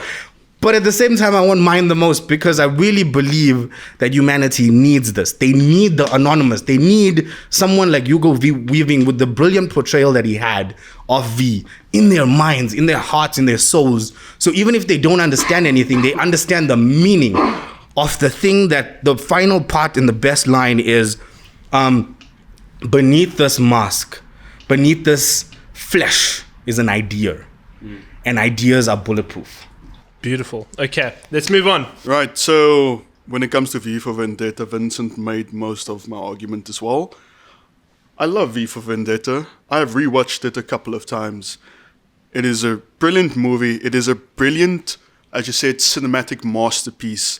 But I don't think it should be projected into people's minds because as art is subjective, so is politics. And there are certain, depends on where you are in the political spectrum, where having that projected into people's minds might be more dangerous than, not necessarily the fact that it is a dangerous movie, but what it inspires you. Vendetta, violence, it's traumatic things. What comes from vendetta? You kill my father because he is a political guy, he's a political figure. Now I have a vendetta. And that cycle is going to go on. And we have a cycle already. We've got historical reasons behind the current wars brewing, and we don't need more vendetta. But yes, should people watch V for Vendetta on their own? 100%. Watch it 3 times. But don't project it into people's minds. So Secret Life of Walter Mitty, I believe it's also a really beautiful movie. Beautiful movie, beautiful message, but it's extremely convoluted to the point where when I searched it, before watching it, when I searched it on YouTube, I got what you missed from The Secret Life of Walter Mitty, what you didn't understand about The Secret Life of... So like, there are video essays on this movie to help people understand it. So regardless of whether it's in English or not, people might be more confused by all the weird moments where, in one moment he's in an elevator with his boss. The next moment they're like having a Dragon Ball Z fight in the street. It's like, I feel like most people would need it to be projected 3 times into their brains before they get what it's about. And then you really grossly simplified The Crow for no reason. For no reason to say Crucified it, bro. Like, why? Yeah. Like, I really feel touched by that. Very, very much touched. Because The Crow does not convolute its message. It is not saying, death, death, death, death, I'll find the meaning. It literally tells you, it can't rain all the time. The people, your loved ones, will always remain alive within your heart, even when you lose them. There's a hope. And there are lots of people, especially when we're talking about all these wars happening, who have lost people. And maybe something like The Crow could help them not take a vendetta. And instead, or a secret life, dream of a secret life, and fight with people in the streets, in Dragon Ball Z style, and just embrace the fact that death happens. It's a part of life. Yeah. You either experienced it through family members, and you are going to experience it yourself. So what the Crow teaches Not you. Enrico. Apparently, the Philosopher's Stone is there somewhere. So, what the Crow teaches you is just mourn, but move on with life. Don't remain stuck. And that is a very crucial. And yes, there's a lot of violence happening in the movie. There's a lot of flashiness. There's a scene with him playing the guitar on the rooftops. Come on. Yeah, That so is epic. beautiful. But I think it's also just about love. What Yes, you would it's about come love. back for. Yes, he with comes love. back for love. He comes back because his fiance was murdered brutally in front of him, and him tossed. But to me, that's so depressing, know bro. what? My love is gone. You know what? I'm gonna. What's the fucking point No, either for vengeance? He's jumping in. He's jumping in. I'm saying a quick thing. Don't. I was like, is this his like cue for like ending the thing? Like, Ending the shut round. up now. Everyone, shut up! So this is just a point you don't have to include. I should have said your guys' movie has an age restriction. You're forced. babies. Everyone, keep quiet now. Caleb must talk. Caleb must talk. Shut up. Yeah, everyone, shut up. So I'm taking this, and the fact of the matter is, we are projecting it into everybody's minds. Vincent raised a great point of very, very difficult English. But you know what? Whether someone understands difficult English or not, if they can't speak English, they don't understand any of your films. It will be projected in their language. I think we can at least add that in. It will be projected in their language. So either way, Vincent's is a because Look at his wife. either everyone understands English or no one understands English. But what I'm saying is, no one's going to understand your films unless it's No, but that one depends on the language. That's yes, what I was and no, I get it. But that's not. I'm not going to get hung up on the language of it. That's I think not. it was a good point. It was what was something that you both missed? And Vincent made a joke out of it now, but it is a very valid point, is it's getting projected into everyone's minds. Would you two like to scar babies? Yeah. Would you two like to scar children? No, because let's be honest, The Crow can be very, very scary and very traumatic. And same with V for Vendetta. I'm okay with that. I don't have a moral compass here, guys. I'm okay with that. I think that's the biggest issue with reality right now. We do not have enough moral compasses. So, I would like to say, again, I enjoy all of these movies. But what is the film that should be projected into everyone's mind? And I don't like this answer because it's the most generic, but it was the most well thought out. I will give it to Life of Walter Mitty. It's not generic. It's a good answer. No, it's a good answer. It's a good answer. It's the safest answer you've ever Can given. I also... No, I don't think so. Can I just say, of all these answers, he even said, I know someone that needs to see that. Come on. No, but you get the point. No, you get the point. You get the point. And again, I've got The Crow 3 times over. I've got it on DVD, I've got it on Blu-ray, and I've got it on VHS.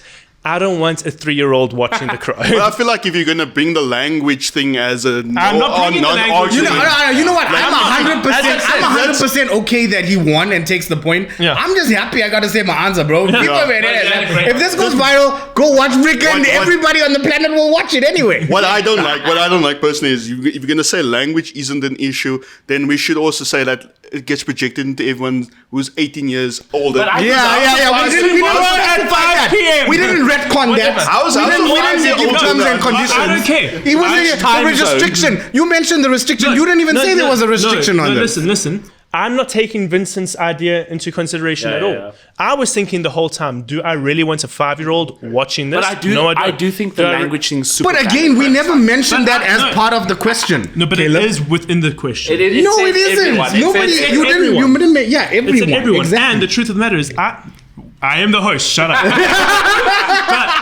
I feel like that's going to be a running theme now. I'm the host. Shut up. As it stands, I truly believe Life of Walter Mitty was arguably, just on its basis, the best answer, and Vincent did back it up the most. I think right now, with the way the world is, as much as I love The Crow, it is a dark film, and Vincent actually brought up a fantastic point, and I think it edges out both of your films in the fact that there is nuance to it. When you watch the latest film of The Crow, you can see that nuance is completely ignored because the movie makers did not understand what made The Crow so great in the first place. So, Vincent cult gets classic. But that being said, I think this is such a great question to think Yeah, about. it is. Just Look how we philosophize about, approached yeah. it. It's such an interesting study. And again, I have nothing. I love both of your movies. Again, Yeah, I want the triple feature rather. Let's go with that. I would watch that right now with you guys as a podcast. We just watch all three and see and talk about the whole movie. 3 hours long. Okay, guys, moving on to question 5. We are all visionaries. I like to think that. So we are all visionaries and consumers of the film industry and should have enough of a sense for it that we could predict what should be the very best unconfirmed film of the future.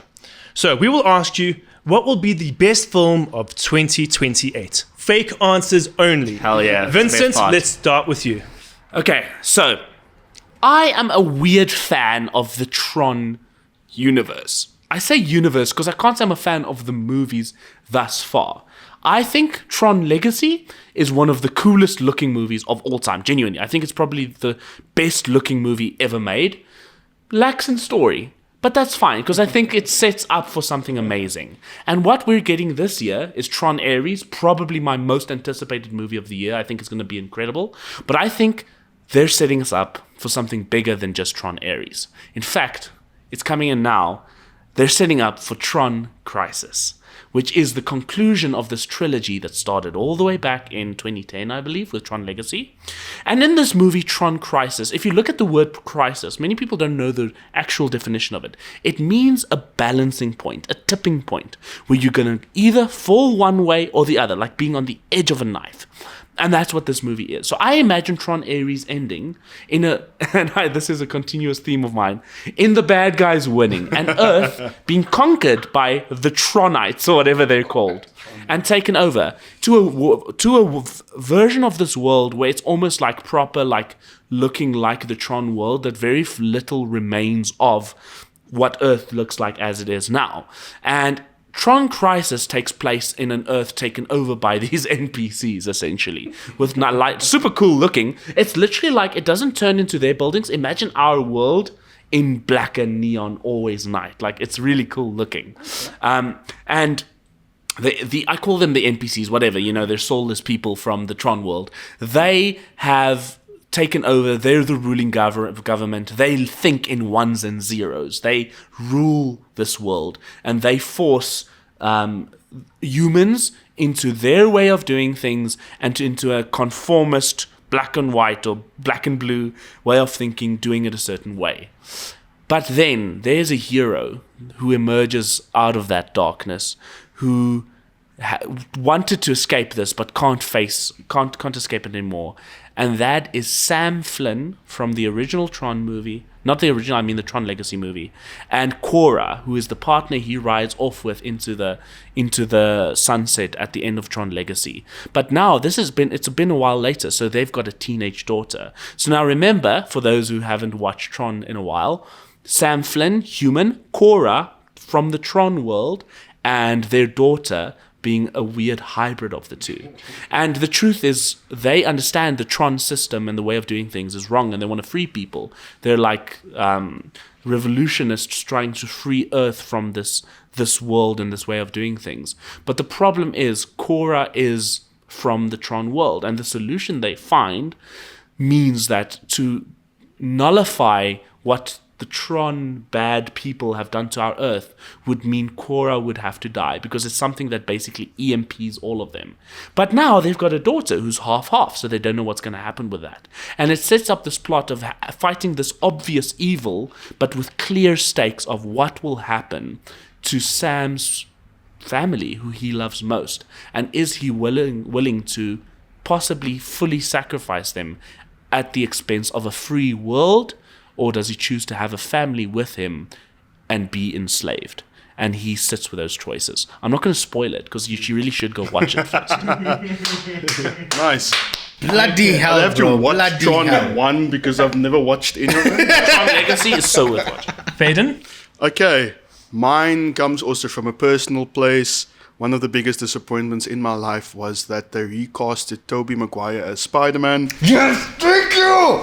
And ended up with Andrew Garfield and then Tom Holland, who is He's not that great. I agree. Thank you. I agree. It's just Iron Boy is not Spider-Man. Iron Boy, what the fuck? Yes. So, what I feel like is going to happen, because the outcry was there in Spider-Man Far From Home? Far From Forever. No bro. I Way just Home. forget You see, this is my other Far issue. From Forget. No Way Home. I get confused with the movie name. No Way Home, where we had Tobey Maguire reprise his role. The moment he stepped on the screen, my God. all the audiences really erupted. The you know, loudest scream we've it ever was heard in a cinema. goosebumps. Like they had to edit it out of the trailers, because people are like, but why is the lizard just being hit by the air? Like, what's happening there? Eh? Like, there's someone's hitting him, you know.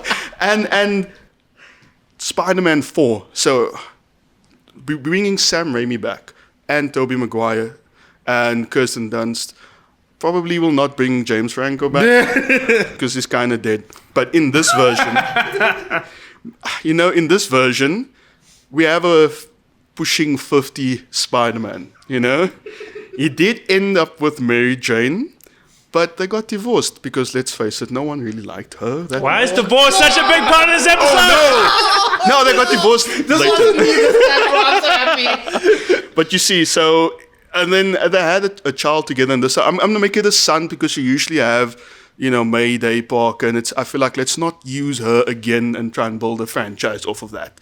I don't want this to be a franchise building. It's a conclusion to Toby's story properly. So he's pushing 50. He's still Spider-Man, and he has the son, and Mary Jane ended up with like most of the custody, so he gets visitation rights. But the child doesn't know he's Spider-Man.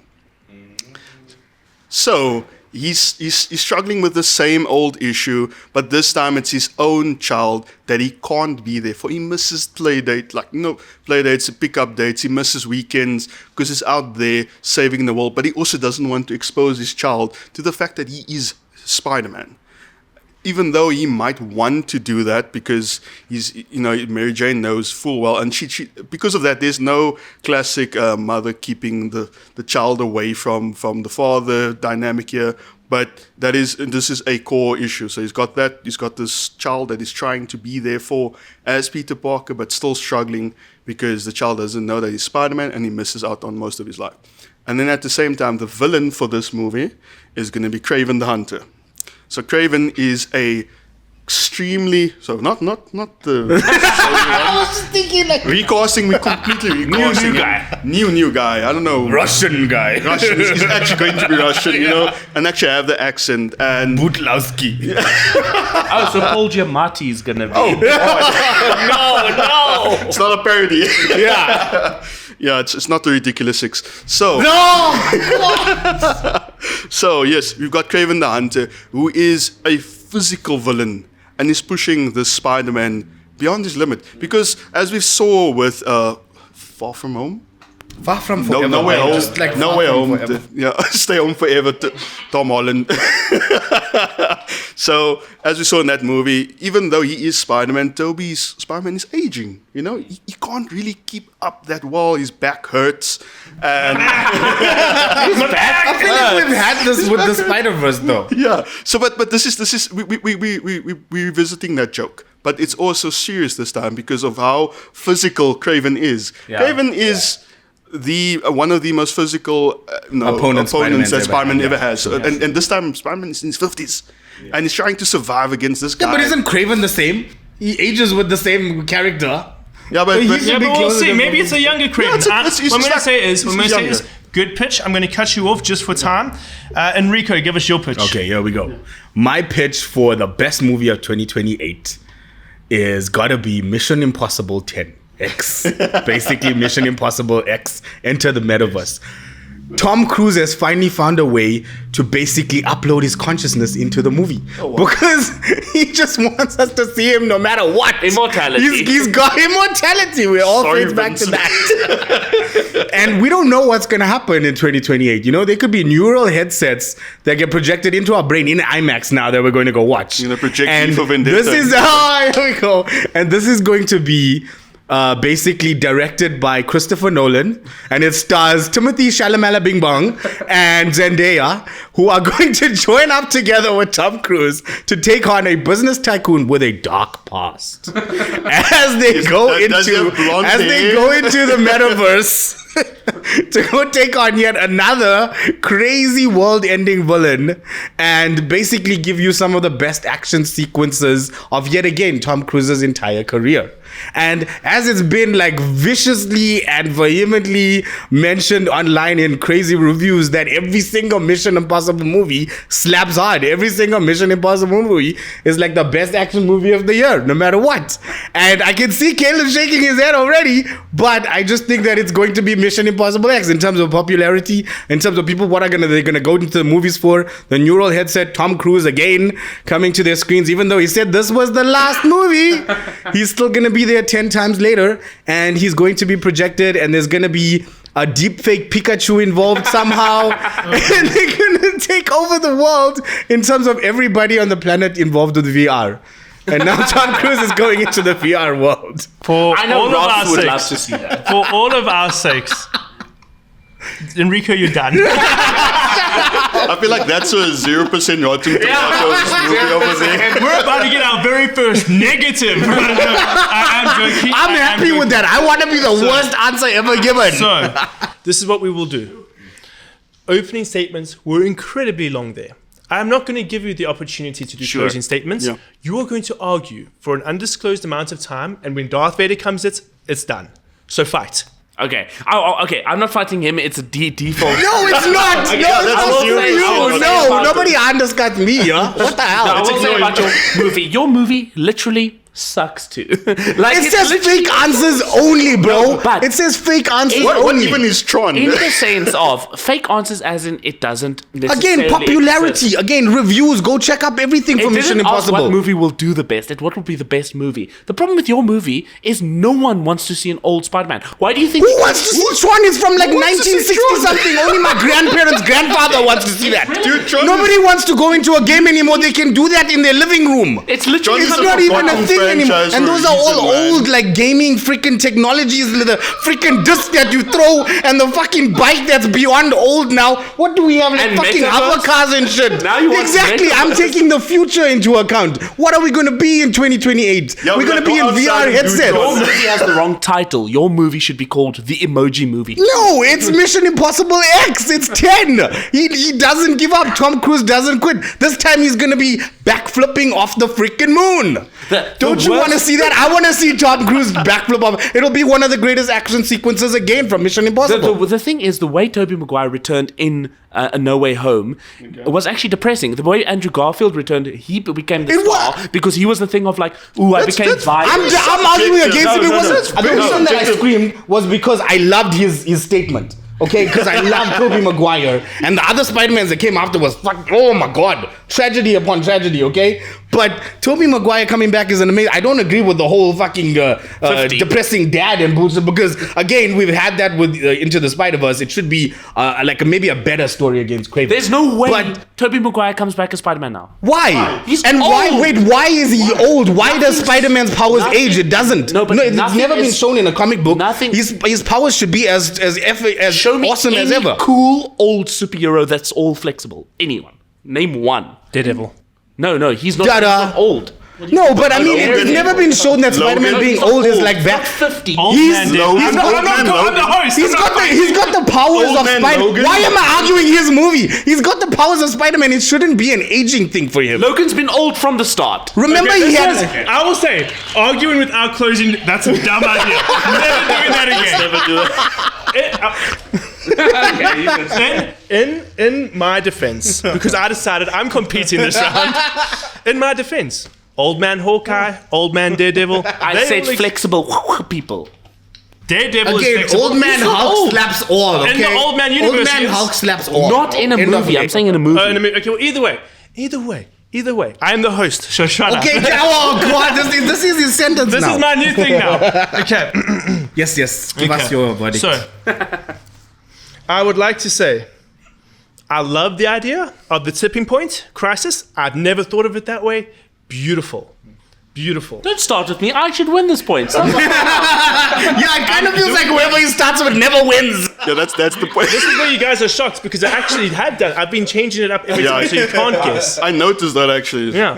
I have Because not you noticed do that. it where you leave the last I person have to not win. I have not noticed. done that. So, maybe it's an indication of good, Like you shouldn't get it just because you argued for it. which means that I'm going to go to Enrico now to talk about his point, which I know someone who competed in a few episodes ago. His name is Ross. Yeah. And Ross would have loved your answer if it was opposite day. That's opposite. Because his whole point was how he's tired of Tom Cruise and he's tired of Mission Impossible. I think, I will say this, despite how stupidly outlandish your entire... It won't happen because it's been said multiple times that Mission Impossible is now done. Yeah. I keep saying that, bro. Also, we do not like Timothy Chalamet on this podcast. We do not like Chalamet Bingo. Yeah. So, Enrico, I'm glad you have 2 points. You're Don't not I getting get this one. points for creativity? That fucking answer was genius. Okay? You know the last time someone got points for Backflipping off a creativity, the move. wrong person won the episode. Brownie points. Yeah, I'll get brownie points. I don't want anything else. I just want Tom Cruise to jump, backflip off a moon, okay? In Just do that. regards to Faden, do we really want to see an old version of our superheroes? As a last movie. The thing is, don't tell me what I'm doing as the host. My favorite game to play is predicting his plot twists. So, Vincent, with that being said, the point is going to Faden. because At least finally. because like we all saw how everyone had the biggest reaction to Faden's choice. Yes. Whether it was Enrico's overly ecstatic version, or even me as a little kid going, damn, I want to see Sam Raimi's It really made you think. It really made you So, think. I love will it. say in this regard, Faden, well done. So, Finally. You know what? I'm thinking plot Finally a armor. The point, name of this eh? thing is plot armor. When are we gonna argue about plot armor? I want to fucking argue on plot. that's armor. one question that main was Bloody characters that be the have main plot character. armor. So, I will say this now. We are moving on to the speed round showdown, which means obviously we got 2 points for Enrico, 2 points for Vincent. Unfortunately, Faden, you did not make it all the way through, and I do apologize. I Exit the build. Yeah, I spoke it Faden, into get existence. the hell out of the building. Okay, that's my cue. Vaya con Dios, mi amigo. What he With that said. being said, with all of that being said, this has been a rather unorthodox filming schedule for us, and it just so happens that Faden is actually booked somewhere else. Yeah. So everything has actually worked out perfectly in the fact that Faden does actually lose have with to leave purpose. now. Yeah. With purpose. This was a great design. So I would just like to say, before we carry on with the speed round showdown, Faden, thank you so much for being on the episode. We really, really do appreciate it. Muchos gracias. Yes, Thank you, I just guys. want to say, please, once again, just shout yourself out. Let us know what projects you're invested in and involved with and all of that. Okay, man. Yeah. Look, you can find me on Instagram, but don't follow me because I'm not a social media influencer. But I do. The heart is to become an author. So when that does happen, I have more to shout out. So I'm speaking my future, like plot Into armor existence. into existence, especially because I didn't know how to prepare for this, as evident by the point. Yeah, no, Vincent, I don't want to be on the same Yes, team as you. yes. I do not want to be. Why am I left with this guy? Don't. People are so scared of Bruce. That one episode, I watched it. I was like, look at this guy. But yeah, so Really? I wouldn't think from Bruce. Bruce is Oh, amazing, wow. yeah. Okay. So yeah, otherwise I do I write wrestling articles for Static Media on Wrestling Inc. That's actually more me plugging my employers than anything. I thought when you mentioned wrestling, you were a wrestler because you have that wrestler vibe, bro. Apparently so. Like I thought he was Samoan. He's just colored. yeah, the best thing was, what are you, Faden? Tell me, haka, bro. What are you? Finish with a haka. I was Finish with a haka.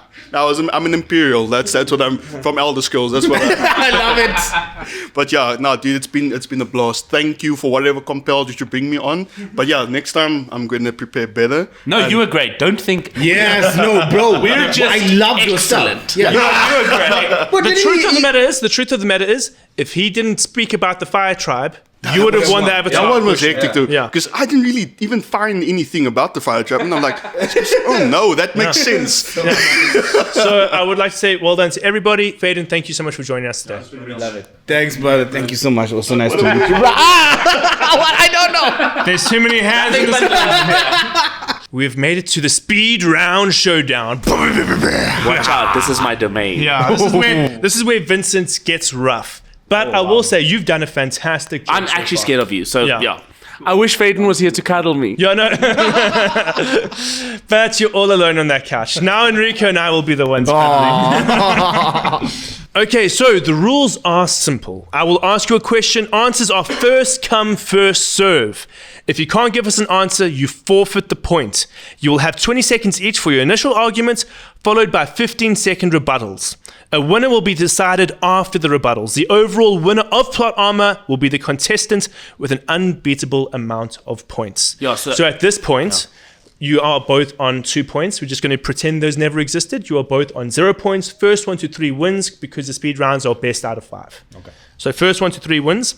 And so what we'll do is And some advice I'll give you, we don't actually interrupt each other. It's literally you get your allotted time, I get my allotted time. Yeah. And it's short. Oh, okay. Yes, you get 20 seconds. 20 seconds to 20 argue whatever we say. in the 20 answer. seconds to make your opening statement, Okay. 15 seconds to rebuttal. Okay. And I also have no idea what these questions are. Okay. Yes. Jeez.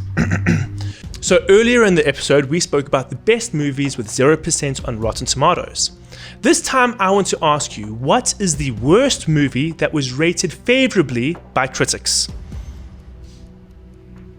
Am I just going? Can I just go? Yes. Oh, okay. The Batman. Okay. I know it's a hot take, but it's the Batman. Okay. I have to go with that one.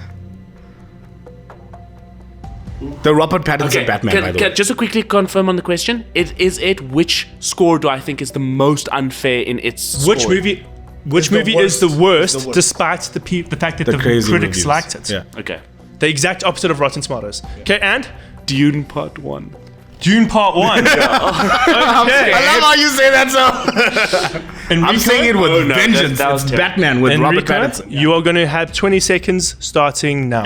Okay, basically the whole world loved this movie with Robert Pattinson as the Batman, but for me it just never landed because for me that's just not Batman. And I love the whole emo vengeance vibe, but it just wasn't enough vengeance for me. It just wasn't enough grit and hardcore trauma from losing his parents, you know? This guy is just boring Time. throughout the whole film. Okay. Oh, yeah, 20 seconds is short, eh? Yeah, shit. And I forgot. Vincent, your 20 seconds starts now. The way I choose to interpret this question is what is scored the highest versus what I think it should actually get. And I think it's this movie because frankly, I think it's boring, too long. I think the second one's better. That's why I chose the first one. And it's pretentious. I don't like a movie that thinks it's smarter than it is. When long, silent moments it does not equal intelligence by default. Stop. That was a strong opening. Enrico, you have 15 seconds to rebuttal his point starting now. Again, it's like, what is the point of your movie? It still has amazing, beautiful cinematic shots. There's nothing really worse about that. If you look at it by critics' perspective, it has a lot of the artistic elements that they actually complement and enjoy. Oh, it's rough, eh? It's rough. It's rough. Oh, I don't Vincent, like your this. 15 seconds starts now. How can the Batman be a bad movie if it's the movie that shines a light into DC when it was a dark, dark place? Ironic when he's the dark one. But the thing that's so cool about that movie is that opening scene where it's like pa pa pa pa pa action with those gunshots. It's an incredibly oozing style Stop. movie. Oh my god, this is So, I will say this. You had a terrible opening statement, but it's fine. It's your first speed round. Vincent is a pro at these by now. But your rebuttal was significantly better. Oh, okay. What I will It's say, pa pa pa pa. not good. pa pa means nothing to me. We don't pa pa pa pa. Yeah, okay. But the opening statement from Vincent was so much stronger, and a strong rebuttal by itself doesn't make up for a very, very weak opening. So my advice to you, you can still win this. Vincent might be unbeaten, but he's just a man. So the An first innocent man. Okay, no, faster now, faster. Let's go. Let's do this. Okay. So, Vincent, 1 point, Enrico, 0. But don't worry, it's going to get better. It's going to get better. Question 2. Which historical figure best deserves a movie?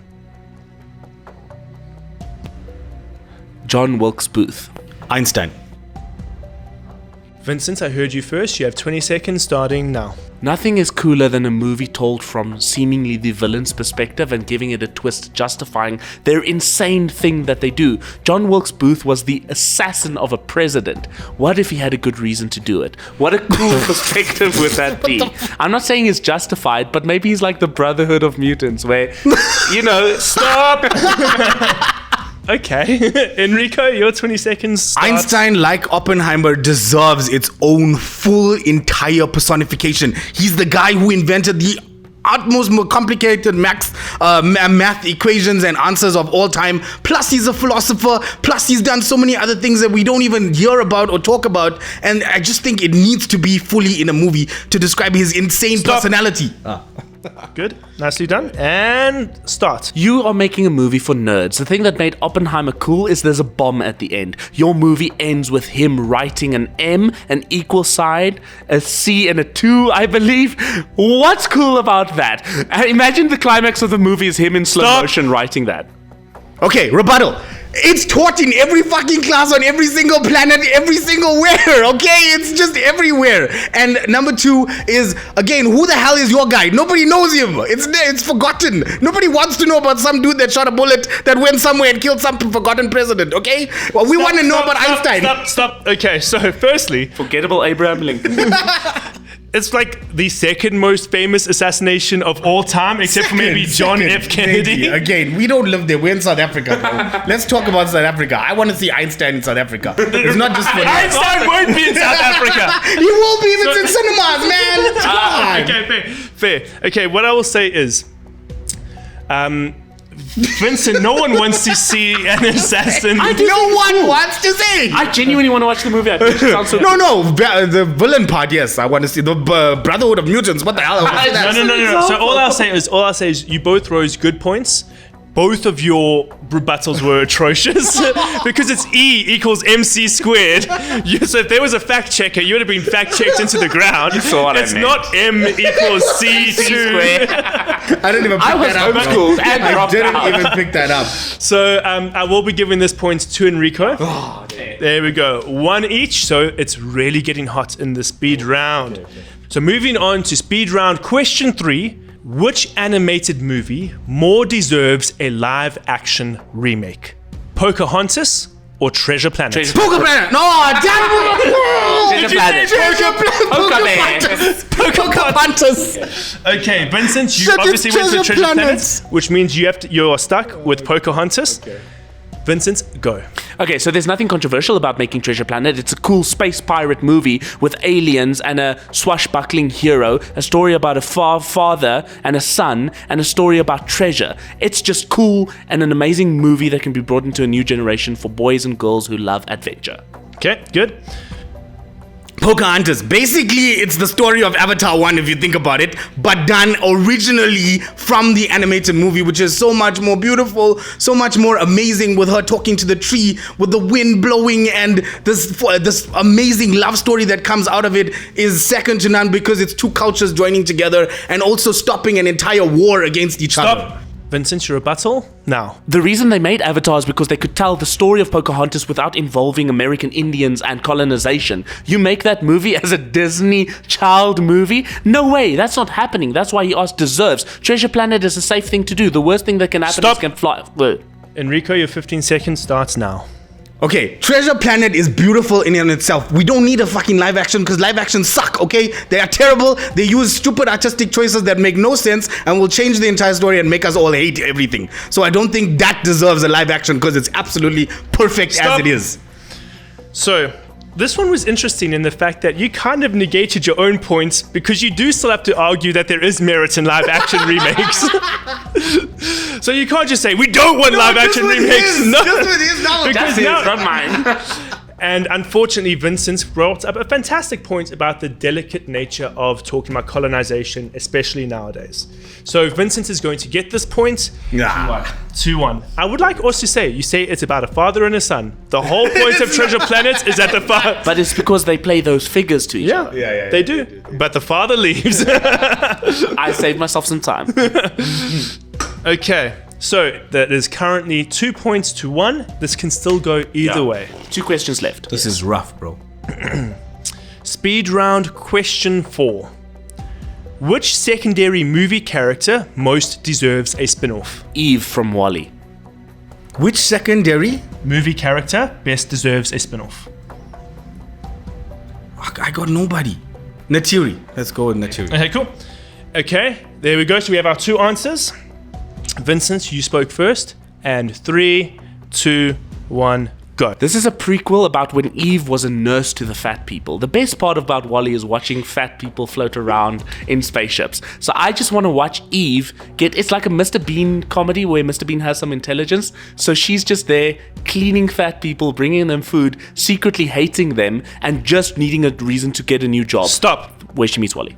Okay, Zoe Saldana deserves her due. She's been constantly stuck in franchises and needs that creative freedom. I think she deserves her own spin-off because Natiri is such a layered character. Now with Fire and Ash coming up, she could even be a part of the Fire and Ash tribe because of her vengeance, because of the hatred that's brewing in her heart, because of the destruction and purification that comes from fire, and she deserves that spin-off, and I just think that that's what needs to be happening. That was a beautiful answer. Very well thought out. Vincent, your rebuttal in 15 seconds starting now. If Zoe Saldana did a spin-off with Neytiri, it would probably be a very inaccurate Mexican musical about being a trans woman. And I don't want to watch Zoe Saldana sing anymore. Involved in that entire sentence. There's so much phobia against everything. Xenophobia, homophobia, transphobia. What's going on? I don't want another Emilia Perez. That's all I'm saying.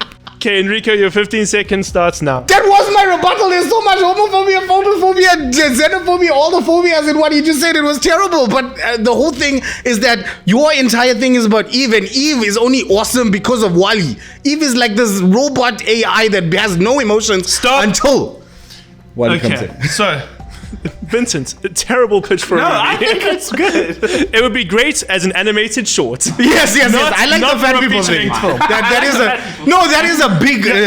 What's this I would dynamic watch an animated short of that. Yeah. And I would also say, Enrico, his rebuttal, the first half was stupid. But the second half really does rip you apart because Eve only becomes interesting once Wall-E opens up her eyes. So this point goes to Enrico, which means Final Showdown. Final Showdown. No. And this is the first time in the history of the show that it's gotten down to the very final speed round question. Nope. It happened with Ross as well.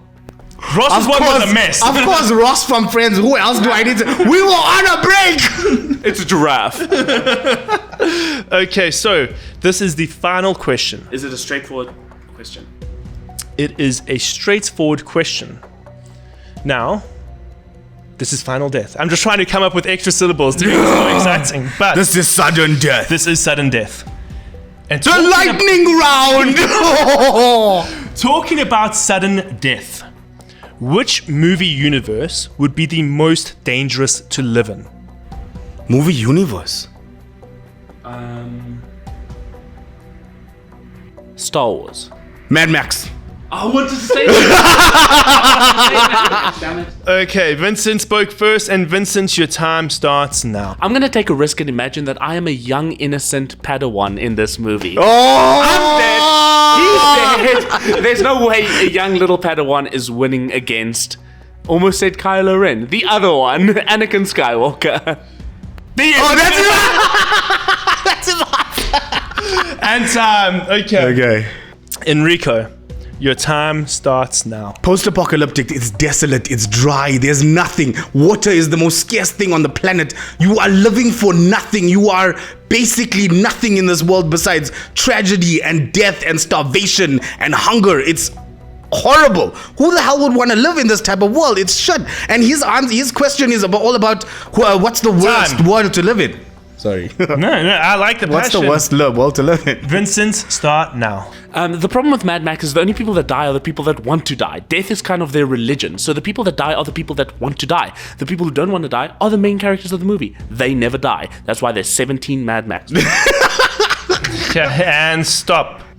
Your final 15 seconds starts now. The problem with Star Wars is it's Star Wars, bro. You got Jedis, you got freaking the Force, you got space travel, you got everything, you got technology beyond your entire means. That's the best world to live in, not the worst, regardless of where you live. Even if you live on Tatooine, it's just amazing. I love it. And there's no way that will be the worst.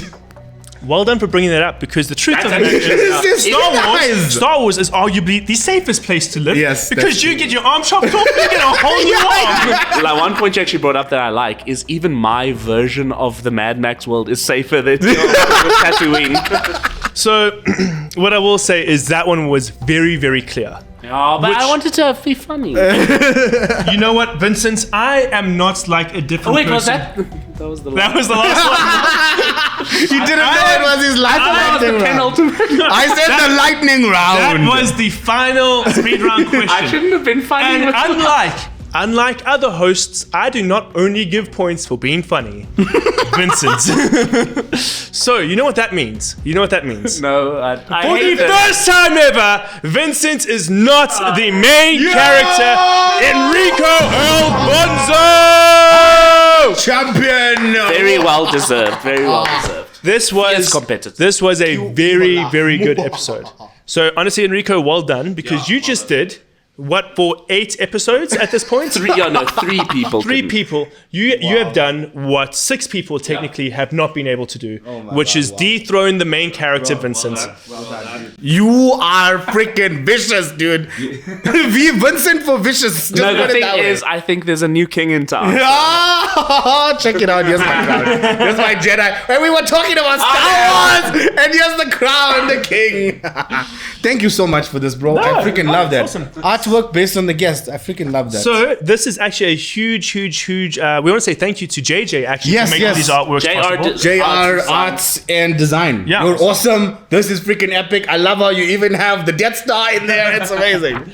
And the Slayer, of course. Yeah, so obviously, like, we want to say thank you to JJ because he really does put a lot of time and effort into making sure that we really just try to cartoonify you guys as a way to say thank you so much for spending time on our show.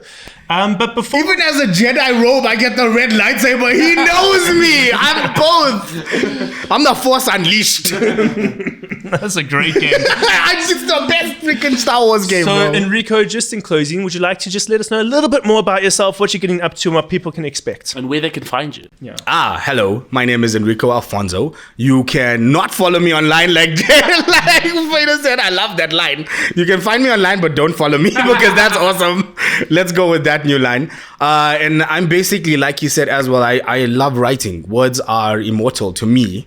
And that's mostly what I want to be working on. I want to be working on my passion. I want to be working on writing full time. I want to be able to create these crazy storylines that I have in my head, which are about 48 right now that I'm working on and I'm trying to get through. So I think that's really my primary focus for now.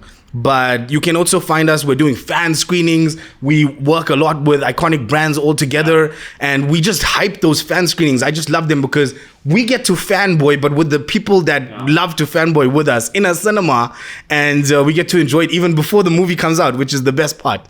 So you guys can find us there. You can join our WhatsApp group where Michelle is there as well, and New Metro, and we're bringing everybody together to enjoy movies and basically fanboy and fangirl together, right? So yeah, find us there, and you can check the links in my bio. And then, Vincent, anything happening on the Plot Armor side? I would say just go check out Plot Armor on Instagram. It is plotarmor_SA, or what is it? Yes. So check us out there. Go check us out on TikTok. That's where you get the bite-sized teasers and trailers and everything of the episodes. Follow us there, and you can also see the premieres we go to, where sometimes we bump into Enrico. Otherwise, send us a DM if you want to be on the show, or leave your answers and arguments in the comments. That's what we really want to see. I love it. That's awesome. So, in closing, we also just want to say thank you so much to Slayer. Yes, thank you because so we much. do appreciate the sponsorship. I really needed this. After this long trip to get here, I needed this. Thank you. And then most importantly, I think Vincent and I, as we do at the end of every episode, we just really, really want to thank God, because none of this at all would ever be possible. And one day we'll probably do like a little testimony video really explaining how Plot Armor came to life, because that really was just a miracle. But also I think just the way Vincent and I have noticed how Plot Armor has been growing over the last few weeks, and even the people God has introduced into our lives to continue to make Plot Armor the wonderful machine that it is. So yeah, we really want to thank God so much for that. I just really have to also say, like, the setup, bro. Like you talk about it coming to life, and the setup is next level. It's something that you expect from an American podcast that you guys have brought to South Africa, and it's just so awesome. It's like something I've always wanted to see with podcasters in South Africa. And can we just this say, type of South Africa is worth the platform. It's coming. It's not coming, bro. America, It's South not. Africa. Yeah. We are worthy contestants. We are on worthy. the platform of creativity. Yeah. But yeah, what you brought to this is amazing, bro. I am truly in awe of the level of production that you're bringing to this, and also your dedication as the host, and like bringing in all the speed rounds and the way that you all are theming this thing. It's amazing. Well, you know what, Enrico? Thank you so much. We really, really do appreciate that. And yeah, to you guys who are watching this episode, thank you to you. And Vincent, do you want to hit us with a... Bye.